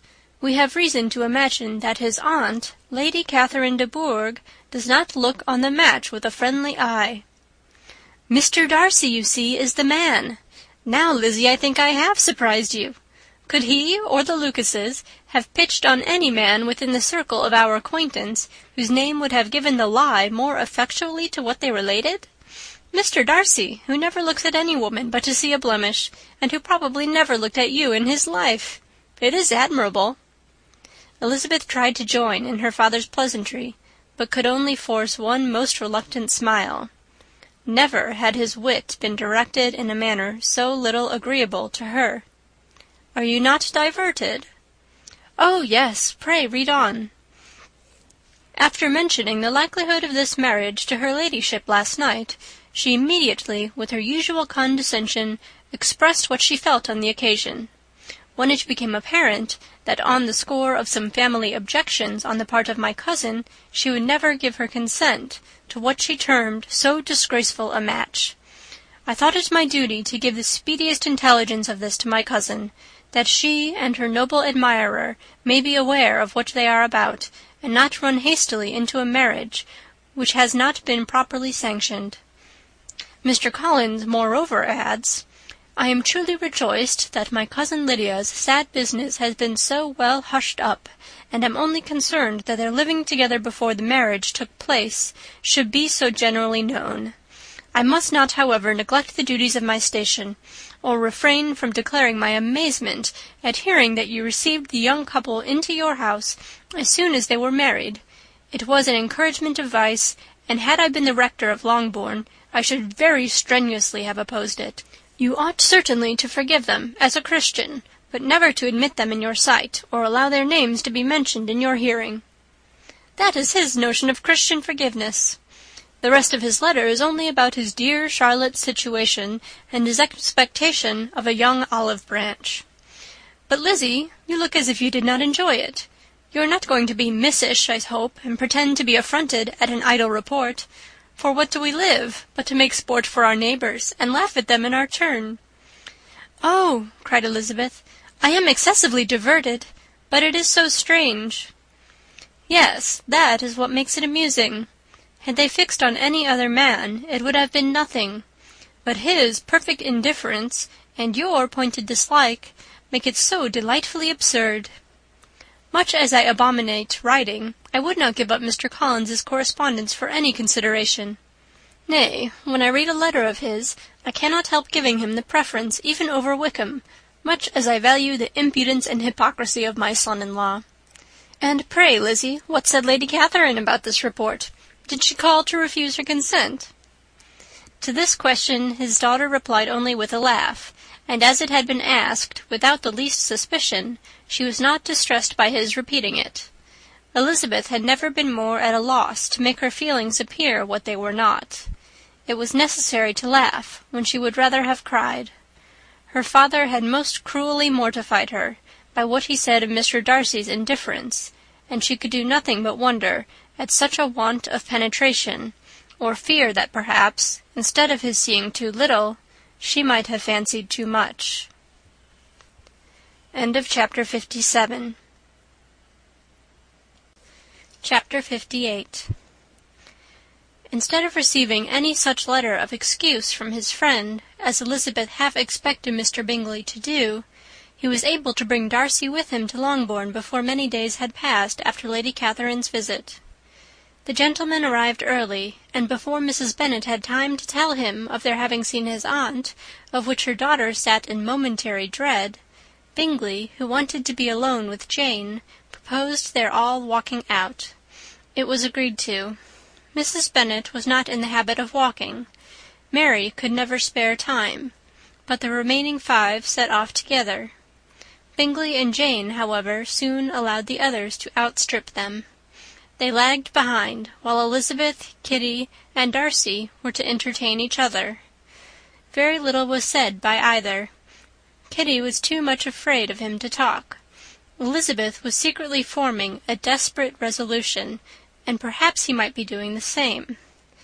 They walked towards the Lucases, because Kitty wished to call upon Maria, and as Elizabeth saw no occasion for making it a general concern, when Kitty left them she went boldly on with him alone. Now was the moment for her resolution to be executed, and while her courage was high, she immediately said, "Mr. Darcy, I am a very selfish creature, and for the sake of giving relief to my own feelings, care not how much I may be wounding yours. I can no longer help thanking you for your unexampled kindness to my poor sister. Ever since I have known it, I have been most anxious to acknowledge to you how gratefully I feel it. Were it known to the rest of the family, I should not have merely my own gratitude to express." "I am sorry, exceedingly sorry," replied Darcy, in a tone of surprise and emotion, "that you have ever been informed of what may, in a mistaken light, have given you uneasiness. I did not think Mrs. Gardiner was so little to be trusted." "You must not blame my aunt. Lydia's thoughtlessness first betrayed to me that you had been concerned in the matter, and, of course, I could not rest till I knew the particulars. Let me thank you again and again, in the name of all my family, for that generous compassion which induced you to take so much trouble, and bear so many mortifications, for the sake of discovering them." "If you will thank me," he replied, "let it be for yourself alone. That the wish of giving happiness to you might add force to the other inducements which led me on, I shall not attempt to deny. But your family owe me nothing. Much as I respect them, I believe I thought only of you." Elizabeth was too much embarrassed to say a word. After a short pause, her companion added, "You are too generous to trifle with me. If your feelings are still what they were last April, tell me so at once. My affections and wishes are unchanged, but one word from you will silence me on this subject for ever." Elizabeth, feeling all the more than common awkwardness and anxiety of his situation, now forced herself to speak, and immediately, though not very fluently, gave him to understand that her sentiments had undergone so material a change since the period to which he alluded, as to make her receive with gratitude and pleasure his present assurances. The happiness which this reply produced was such as he had probably never felt before, and he expressed himself on the occasion as sensibly and as warmly as a man violently in love can be supposed to do. Had Elizabeth been able to encounter his eye, she might have seen how well the expression of heartfelt delight diffused over his face became him. But though she could not look, she could listen, and he told her of feelings which, in proving of what importance she was to him, made his affection every moment more valuable. They walked on, without knowing in what direction. There was too much to be thought and felt and said for attention to any other objects. She soon learnt that they were indebted for their present good understanding to the efforts of his aunt, who did call on him in her return through London, and there relate her journey to Longbourn, its motive, and the substance of her conversation with Elizabeth, dwelling emphatically on every expression of the latter which, in her ladyship's apprehension, peculiarly denoted her perverseness and assurance, in the belief that such a relation must assist her endeavours to obtain that promise from her nephew which she had refused to give. But unluckily for her ladyship, its effect had been exactly contrariwise. "It taught me to hope," said he, "as I had scarcely ever allowed myself to hope before. I knew enough of your disposition to be certain that, had you been absolutely, irrevocably decided against me, you would have acknowledged it to Lady Catherine, frankly and openly." Elizabeth coloured and laughed as she replied, "Yes, you know enough of my frankness to believe me capable of that. After abusing you so abominably to your face, I could have no scruple in abusing you to all your relations. What did you say of me that I did not deserve? For, though your accusations were ill-founded, formed on mistaken premises, my behaviour to you at the time had merited the severest reproof. It was unpardonable. I cannot think of it without abhorrence." "We will not quarrel for the greater share of blame annexed to that evening," said Elizabeth. "The conduct of neither, if strictly examined, will be irreproachable. But since then we have both, I hope, improved in civility." "I cannot be so easily reconciled to myself. The recollection of what I then said, of my conduct, my manners, my expressions during the whole of it, is now, and has been many months, inexpressibly painful to me. Your reproof, so well applied, I shall never forget. Had you behaved in a more gentlemanlike manner. Those were your words. You know not, you can scarcely conceive how they have tortured me, though it was some time, I confess, before I was reasonable enough to allow their justice. I was certainly very far from expecting them to make so strong an impression. I had not the smallest idea of their being ever felt in such a way." "I can easily believe it. You thought me then devoid of every proper feeling. I am sure you did. The turn of your countenance I shall never forget, as you said that I could not have addressed you in any possible way that would induce you to accept me." "Oh, do not repeat what I then said. These recollections will not do at all. I assure you that I have long been most heartily ashamed of it." Darcy mentioned his letter. "Did it?" said he. "Did it soon make you think better of me? Did you, on reading it, give any credit to its contents?" She explained what its effect on her had been, and how gradually all her former prejudices had been removed. "I knew," said he, "that what I wrote must give you pain, but it was necessary. I hope you have destroyed the letter. There was one part especially, the opening of it, which I should dread your having the power of reading again. I can remember some expressions which might justly make you hate me." "The letter shall certainly be burnt, if you believe it essential to the preservation of my regard. But, though we have both reason to think my opinions not entirely unalterable, they are not, I hope, quite so easily changed as that implies." "When I wrote that letter," replied Darcy, "I believed myself perfectly calm and cool, but I am since convinced that it was written in a dreadful bitterness of spirit." "The letter perhaps began in bitterness, but it did not end so. The adieu is charity itself. But think no more of the letter. The feelings of the person who wrote and the person who received it are now so widely different from what they were then, that every unpleasant circumstance attending it ought to be forgotten. You must learn some of my philosophy. Think only of the past, as its remembrance gives you pleasure." "I cannot give you credit for any philosophy of the kind. Your retrospections must be so totally void of reproach that the contentment arising from them is not of philosophy, but, what is much better, of innocence. But with me it is not so. Painful recollections will intrude, which cannot, which ought not, to be repelled. I have been a selfish being all my life, in practice, though not in principle. As a child I was taught what was right, but I was not taught to correct my temper. I was given good principles, but left to follow them in pride and conceit. Unfortunately, an only son, for many years an only child, I was spoilt by my parents, who, though good themselves, my father particularly all that was benevolent and amiable, allowed, encouraged, almost taught me to be selfish and overbearing, to care for none beyond my own family circle, to think meanly of all the rest of the world, to wish at least to think meanly of their sense and worth compared with my own.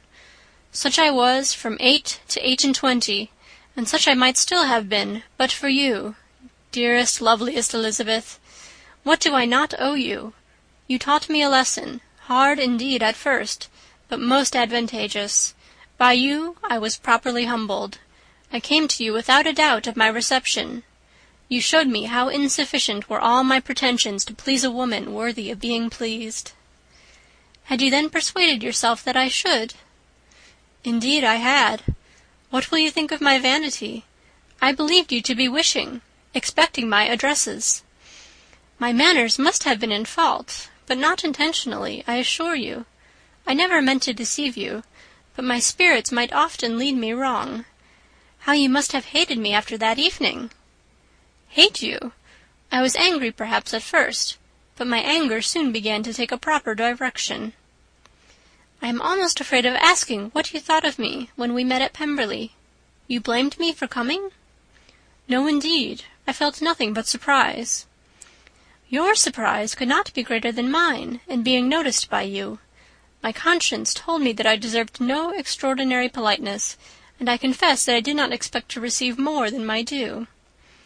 "My object then," replied Darcy, "was to show you, by every civility in my power, that I was not so mean as to resent the past, and I hoped to obtain your forgiveness, to lessen your ill opinion by letting you see that your reproofs had been attended to.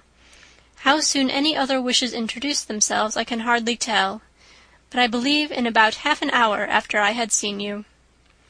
He then told her of Georgiana's delight in her acquaintance, and of her disappointment at its sudden interruption, which naturally leading to the cause of that interruption, she soon learnt that his resolution of following her from Derbyshire in quest of her sister had been formed before he quitted the inn, and that his gravity and thoughtfulness there had arisen from no other struggles than what such a purpose must comprehend. She expressed her gratitude again, but it was too painful a subject to each to be dwelt on farther. After walking several miles in a leisurely manner, and too busy to know anything about it, they found at last, on examining their watches, that it was time to be at home. What would become of Mr. Bingley and Jane? Was a wonder which introduced the discussion of their affairs. Darcy was delighted with their engagement. His friend had given him the earliest information of it. "I must ask whether you were surprised?" said Elizabeth. "Not at all. When I went away I felt that it would soon happen." "That is to say, you had given your permission. I guessed as much."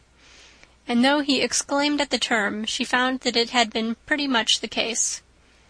"On the evening before my going to London," said he, "I made a confession to him, which I believe I ought to have made long ago. I told him of all that had occurred to make my former interference in his affairs absurd and impertinent.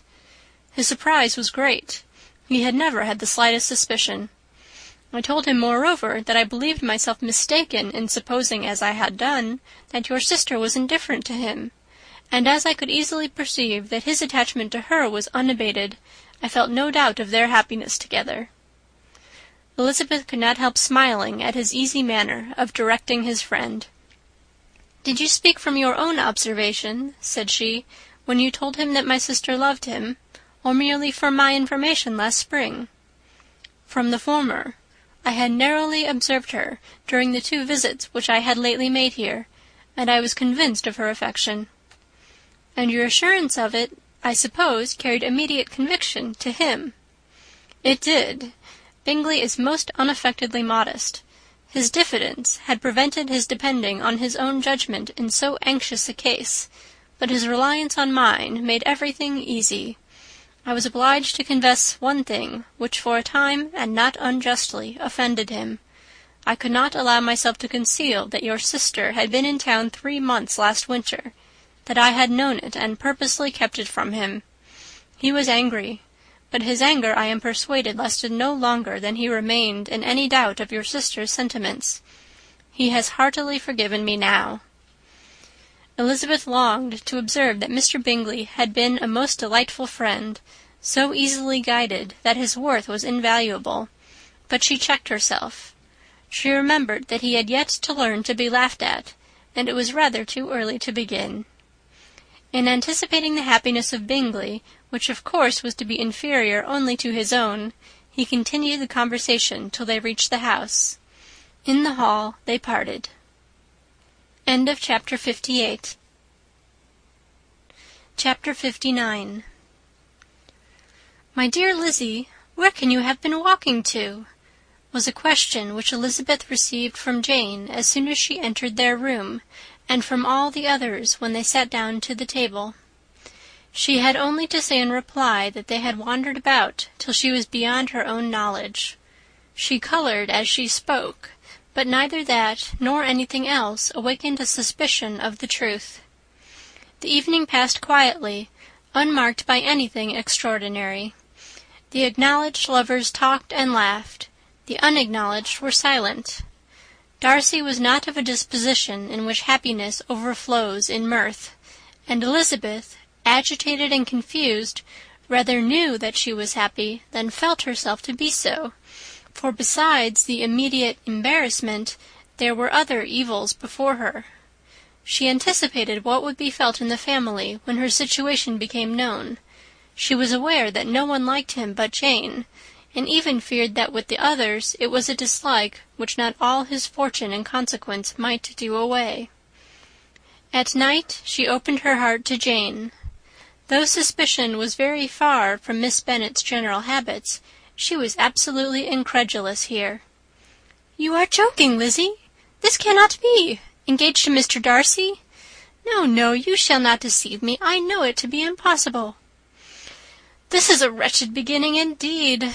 My sole dependence was on you, and I am sure nobody else will believe me if you do not. Yet indeed I am in earnest. I speak nothing but the truth. He still loves me, and we are engaged." Jane looked at her doubtingly. "Oh, Lizzie, it cannot be. I know how much you dislike him." "You know nothing of the matter. That is all to be forgot. Perhaps I did not always love him so well as I do now. But in such cases as these, a good memory is unpardonable. This is the last time I shall ever remember it myself." Miss Bennet still looked all amazement. Elizabeth again, and more seriously, assured her of its truth. "Good heaven! Can it really be so? Yet now I must believe you," cried Jane. "My dear, dear Lizzie, I do congratulate you. But are you certain? Forgive the question. Are you quite certain that you can be happy with him?" "There can be no doubt of that. It is settled between us already that we are to be the happiest couple in the world. But are you pleased, Jane? Shall you like to have such a brother?" "Very, very much. Nothing could give either Bingley or myself more delight. But we considered it. We talked of it as impossible.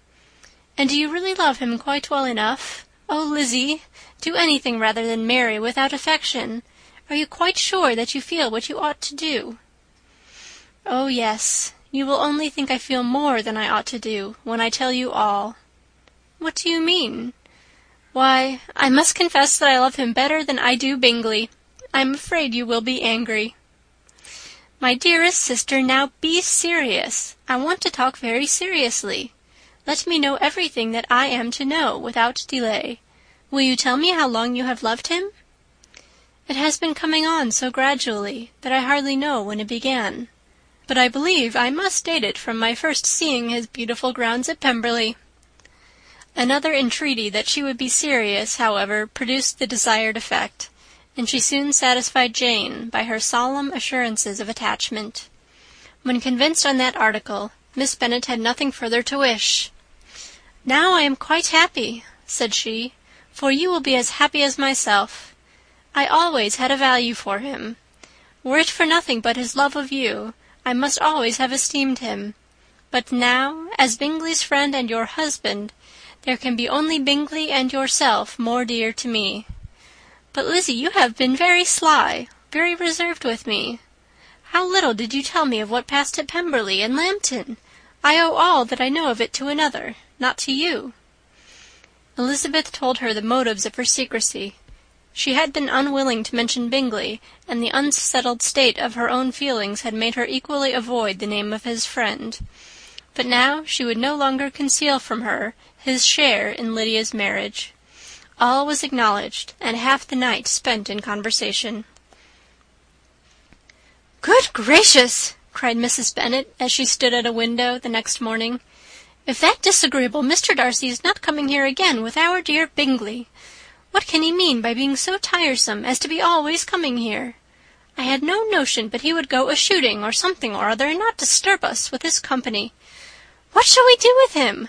Lizzie, you must walk out with him again, that he may not be in Bingley's way."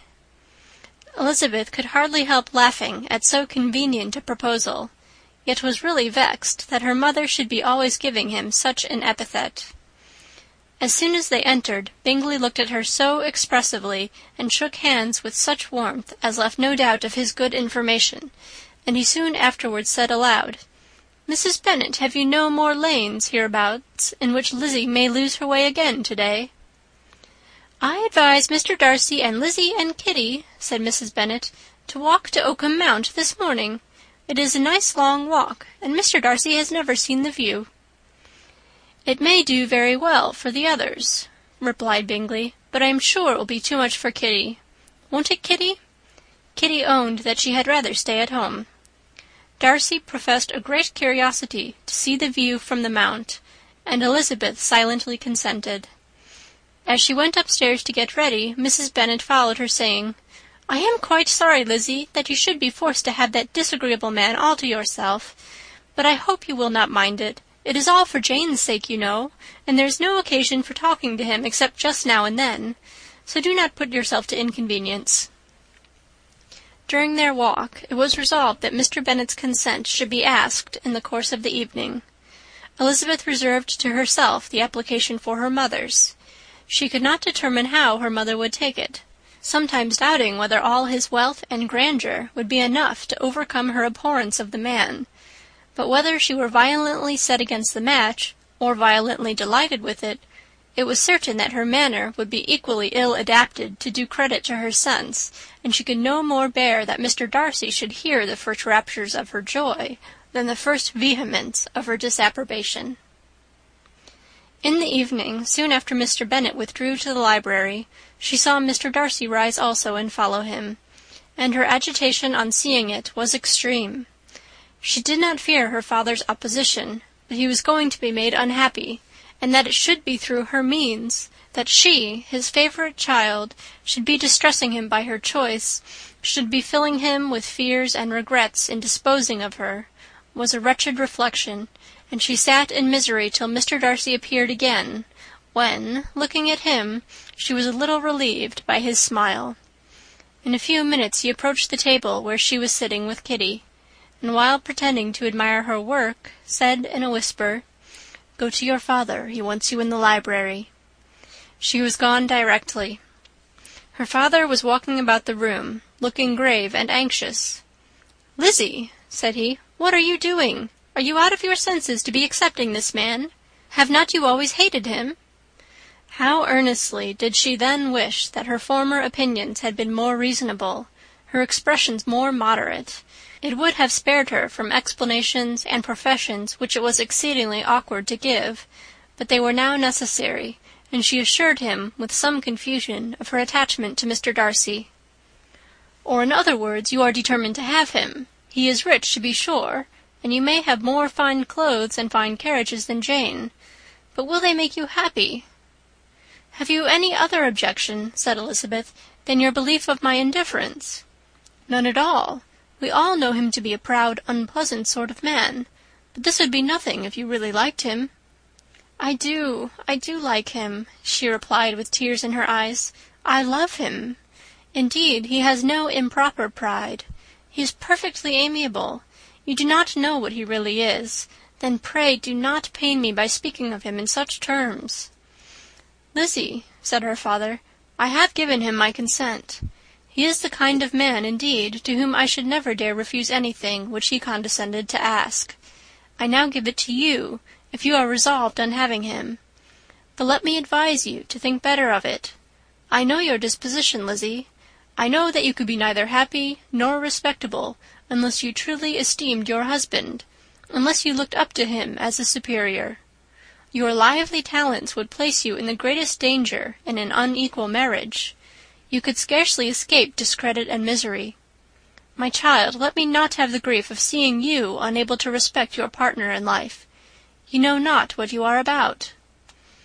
Elizabeth, still more affected, was earnest and solemn in her reply, and at length, by repeated assurances that Mr. Darcy was really the object of her choice, by explaining the gradual change which her estimation of him had undergone, relating her absolute certainty that his affection was not the work of a day, but had stood the test of many months' suspense, and enumerating with energy all his good qualities, she did conquer her father's incredulity, and reconcile him to the match.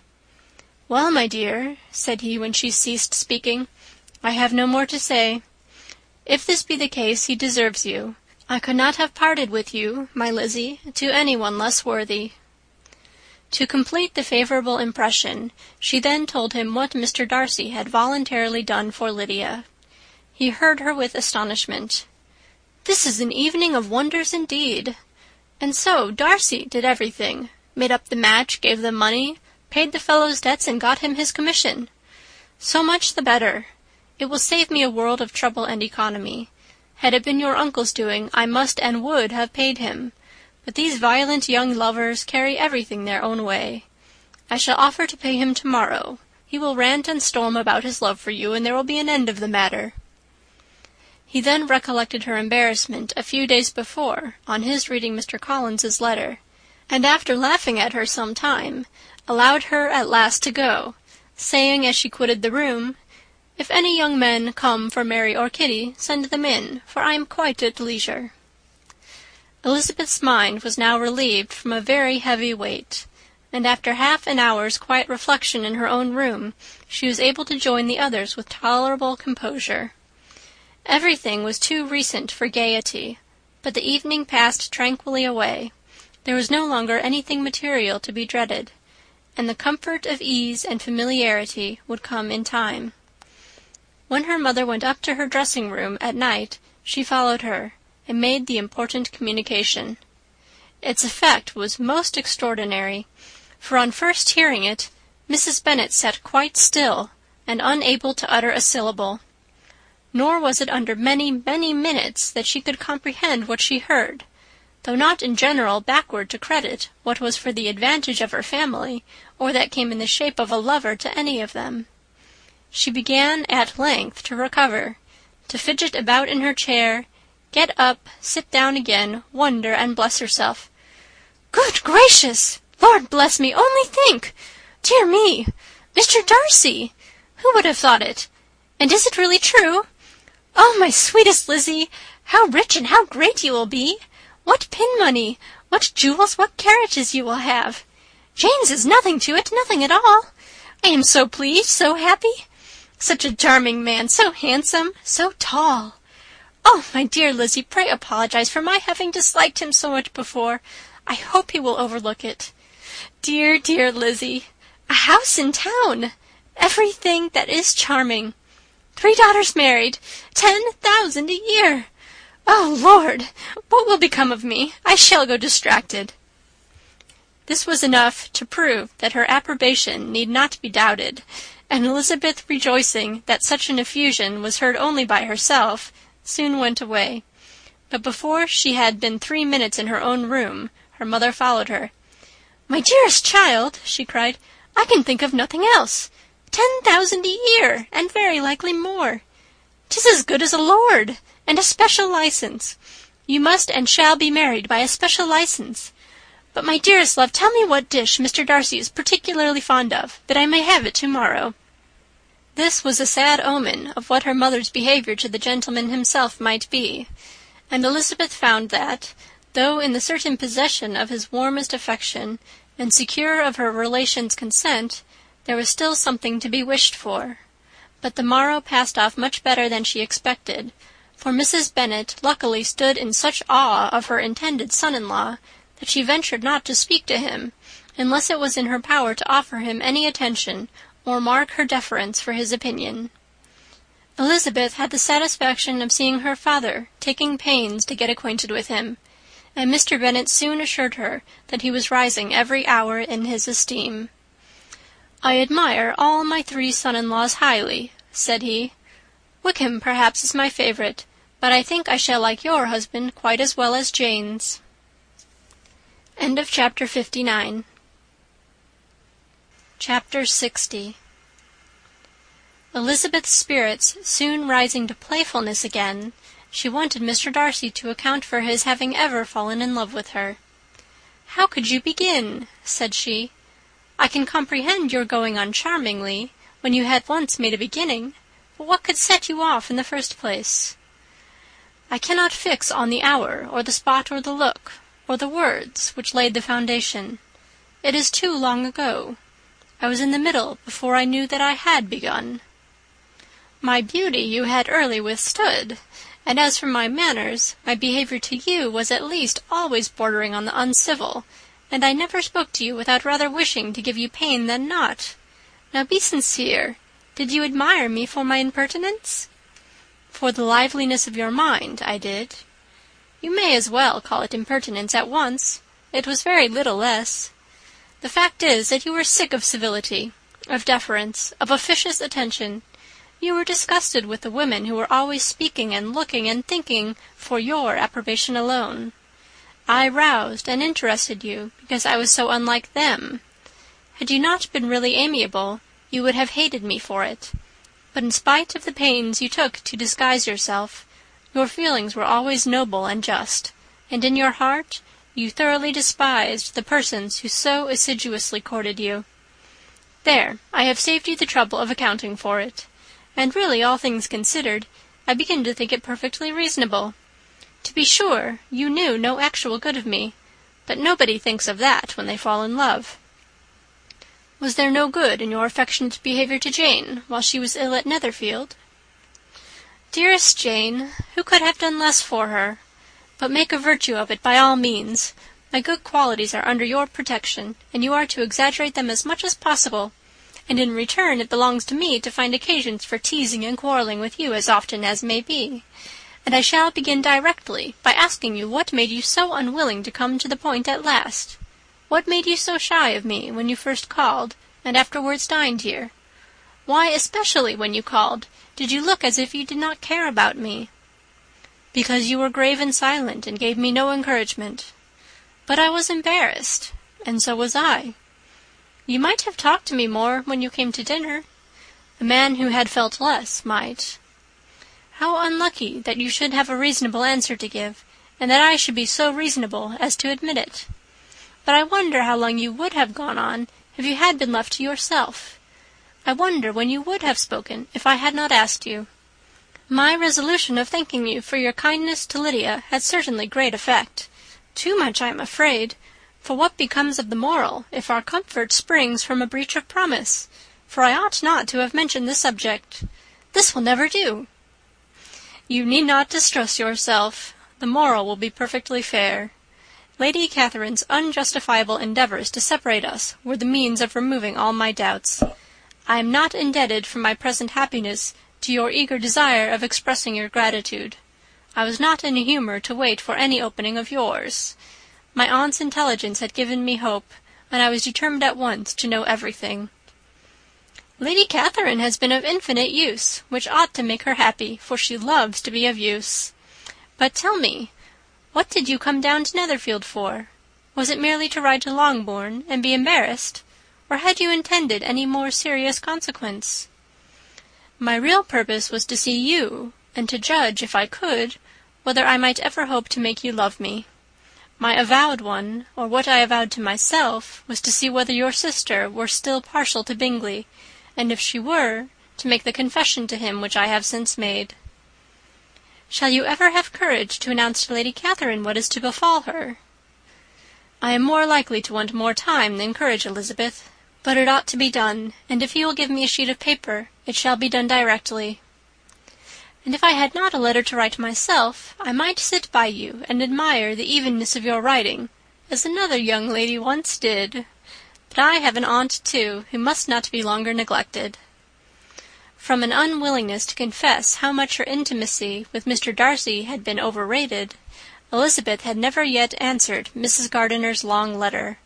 But now, having that to communicate which she knew would be most welcome, she was almost ashamed to find that her uncle and aunt had already lost 3 days of happiness, and immediately wrote as follows: "I would have thanked you before, my dear aunt, as I ought to have done, for your long, kind, satisfactory detail of particulars, But to say the truth, I was too cross to write. You supposed more than really existed. But now, suppose as much as you choose. Give a loose rein to your fancy. Indulge your imagination in every possible flight which the subject will afford. And unless you believe me actually married, you cannot greatly err. You must write again very soon, and praise him a great deal more than you did in your last. I thank you again and again for not going to the lakes. How could I be so silly as to wish it? Your idea of the ponies is delightful. We will go round the park every day. I am the happiest creature in the world. Perhaps other people have said so before, but not one with such justice. I'm happier even than Jane. She only smiles. I laugh. Mr. Darcy sends you all the love in the world that he can spare from me. You are all to come to Pemberley at Christmas. Yours, etc. Mr. Darcy's letter to Lady Catherine was in a different style, and still different from either was what Mr. Bennet sent to Mr. Collins in reply to his last. Dear Sir, I must trouble you once more for congratulations. Elizabeth will soon be the wife of Mr. Darcy. Console Lady Catherine as well as you can, but if I were you, I would stand by the nephew. He has more to give. Yours sincerely, etc. Miss Bingley's congratulations to her brother on his approaching marriage were all that was affectionate and insincere. She wrote even to Jane on the occasion to express her delight, and repeat all her former professions of regard. Jane was not deceived, but she was affected, and though feeling no reliance on her, could not help writing her a much kinder answer than she knew she deserved. The joy which Miss Darcy expressed on receiving similar information was as sincere as her brother's in sending it. 4 sides of paper were insufficient to contain all her delight, and her earnest desire of being loved by her sister. Before any answer could arrive from Mr. Collins, or any congratulations to Elizabeth from his wife, the Longbourn family heard that the Collinses were coming themselves to Lucas Lodge. The reason of this sudden removal was soon evident. Lady Catherine had been rendered so exceedingly angry by the contents of her nephew's letter that Charlotte, really rejoicing in the match, was anxious to get away till the storm was blown over. At such a moment the arrival of her friend was a sincere pleasure to Elizabeth, though in the course of their meetings she must sometimes think the pleasure dearly bought, when she saw Mr. Darcy exposed to all the parading and obsequious civility of her husband. He bore it, however, with admirable calmness. He could even listen to Sir William Lucas when he complimented him on carrying away the brightest jewel of the country, and expressed his hopes of their all meeting frequently at St. James's with very decent composure. If he did shrug his shoulders, it was not till Sir William was out of sight. Mrs. Phillips's vulgarity was another, and perhaps a greater, tax on his forbearance, and though Mrs. Phillips, as well as her sister, stood in too much awe of him to speak with the familiarity which Bingley's good humour encouraged, yet whenever she did speak she must be vulgar. Nor was her respect for him, though it made her more quiet, at all likely to make her more elegant. Elizabeth did all she could to shield him from the frequent notice of either, and was ever anxious to keep him to herself, and to those of her family with whom he might converse without mortification. And though the uncomfortable feelings arising from all this took from the season of courtship much of its pleasure, it added to the hope of the future, and she looked forward with delight to the time when they should be removed from society so little pleasing to either, to all the comfort and elegance of their family party at Pemberley. End of Chapter 60. Chapter 61. Happy for all her maternal feelings was the day on which Mrs. Bennet got rid of her 2 most deserving daughters. With what delighted pride she afterwards visited Mrs. Bingley, and talked of Mrs. Darcy, may be guessed. I wish I could say, for the sake of her family, that the accomplishment of her earnest desire in the establishment of so many of her children produced so happy an effect as to make her a sensible, amiable, well-informed woman for the rest of her life, though perhaps it was lucky for her husband, who might not have relished domestic felicity in so unusual a form, that she still was occasionally nervous and invariably silly. Mr. Bennet missed his second daughter exceedingly, His affection for her drew him oftener from home than anything else could do. He delighted in going to Pemberley, especially when he was least expected. Mr. Bingley and Jane remained at Netherfield only a 12-month. So near a vicinity to her mother and Meryton relations was not desirable even to his easy temper or her affectionate heart. The darling wish of his sisters was then gratified. He bought an estate in a neighbouring county to Derbyshire, and Jane and Elizabeth, in addition to every other source of happiness, were within 30 miles of each other. Kitty, to her very material advantage, spent the chief of her time with her 2 elder sisters. In society so superior to what she had generally known, her improvement was great. She was not of so ungovernable a temper as Lydia, and removed from the influence of Lydia's example, she became, by proper attention and management, less irritable, less ignorant, and less insipid. From the further disadvantage of Lydia's society, she was of course carefully kept, and though Mrs. Wickham frequently invited her to come and stay with her, with a promise of balls and young men, her father would never consent to her going. Mary was the only daughter who remained at home, and she was necessarily drawn from the pursuit of accomplishments by Mrs. Bennet's being quite unable to sit alone. Mary was obliged to mix more with the world, but she could still moralize over every morning visit, and as she was no longer mortified by comparisons between her sister's beauty and her own, it was suspected by her father that she submitted to the change without much reluctance. As for Wickham and Lydia, their characters suffered no revolution from the marriage of her sisters. He bore with philosophy the conviction that Elizabeth must now become acquainted with whatever of his ingratitude and falsehood had before been unknown to her, and in spite of everything was not wholly without hope that Darcy might yet be prevailed on to make his fortune. The congratulatory letter which Elizabeth received from Lydia on her marriage explained to her that, by his wife at least, if not by himself, such a hope was cherished. The letter was to this effect: "My dear Lizzie, I wish you joy. If you love Mr. Darcy half as well as I do my dear Wickham, you must be very happy. It is a great comfort to have you so rich, and when you have nothing else to do, I hope you will think of us. I am sure Wickham would like a place at court very much, and I do not think we shall have quite money enough to live upon without some help. Any place would do, of about 300 or 400 a year. But, however, do not speak to Mr. Darcy about it, if you had rather not. Yours, etc." As it happened that Elizabeth had much rather not, she endeavoured in her answer to put an end to every entreaty and expectation of the kind. Such relief, however, as it was in her power to afford, by the practice of what might be called economy in her own private expenses, she frequently sent them. It had always been evident to her that such an income as theirs, under the direction of 2 persons so extravagant in their wants and heedless of the future, must be very insufficient to their support, and whenever they changed their quarters, either Jane or herself were sure of being applied to for some little assistance towards discharging their bills. Their manner of living, even when the restoration of peace dismissed them to a home, was unsettled in the extreme. They were always moving from place to place in quest of a cheap situation, and always spending more than they ought. His affection for her soon sunk into indifference. Hers lasted a little longer, and in spite of her youth and her manners, she retained all the claims of reputation which her marriage had given her. Though Darcy could never receive him at Pemberley, yet, for Elizabeth's sake, he assisted him further in his profession. Lydia was occasionally a visitor there, when her husband was gone to enjoy himself in London or Bath, and with the Bingleys they both of them frequently stayed so long that even Bingley's good humour was overcome, and he proceeded so far as to talk of giving them a hint to be gone.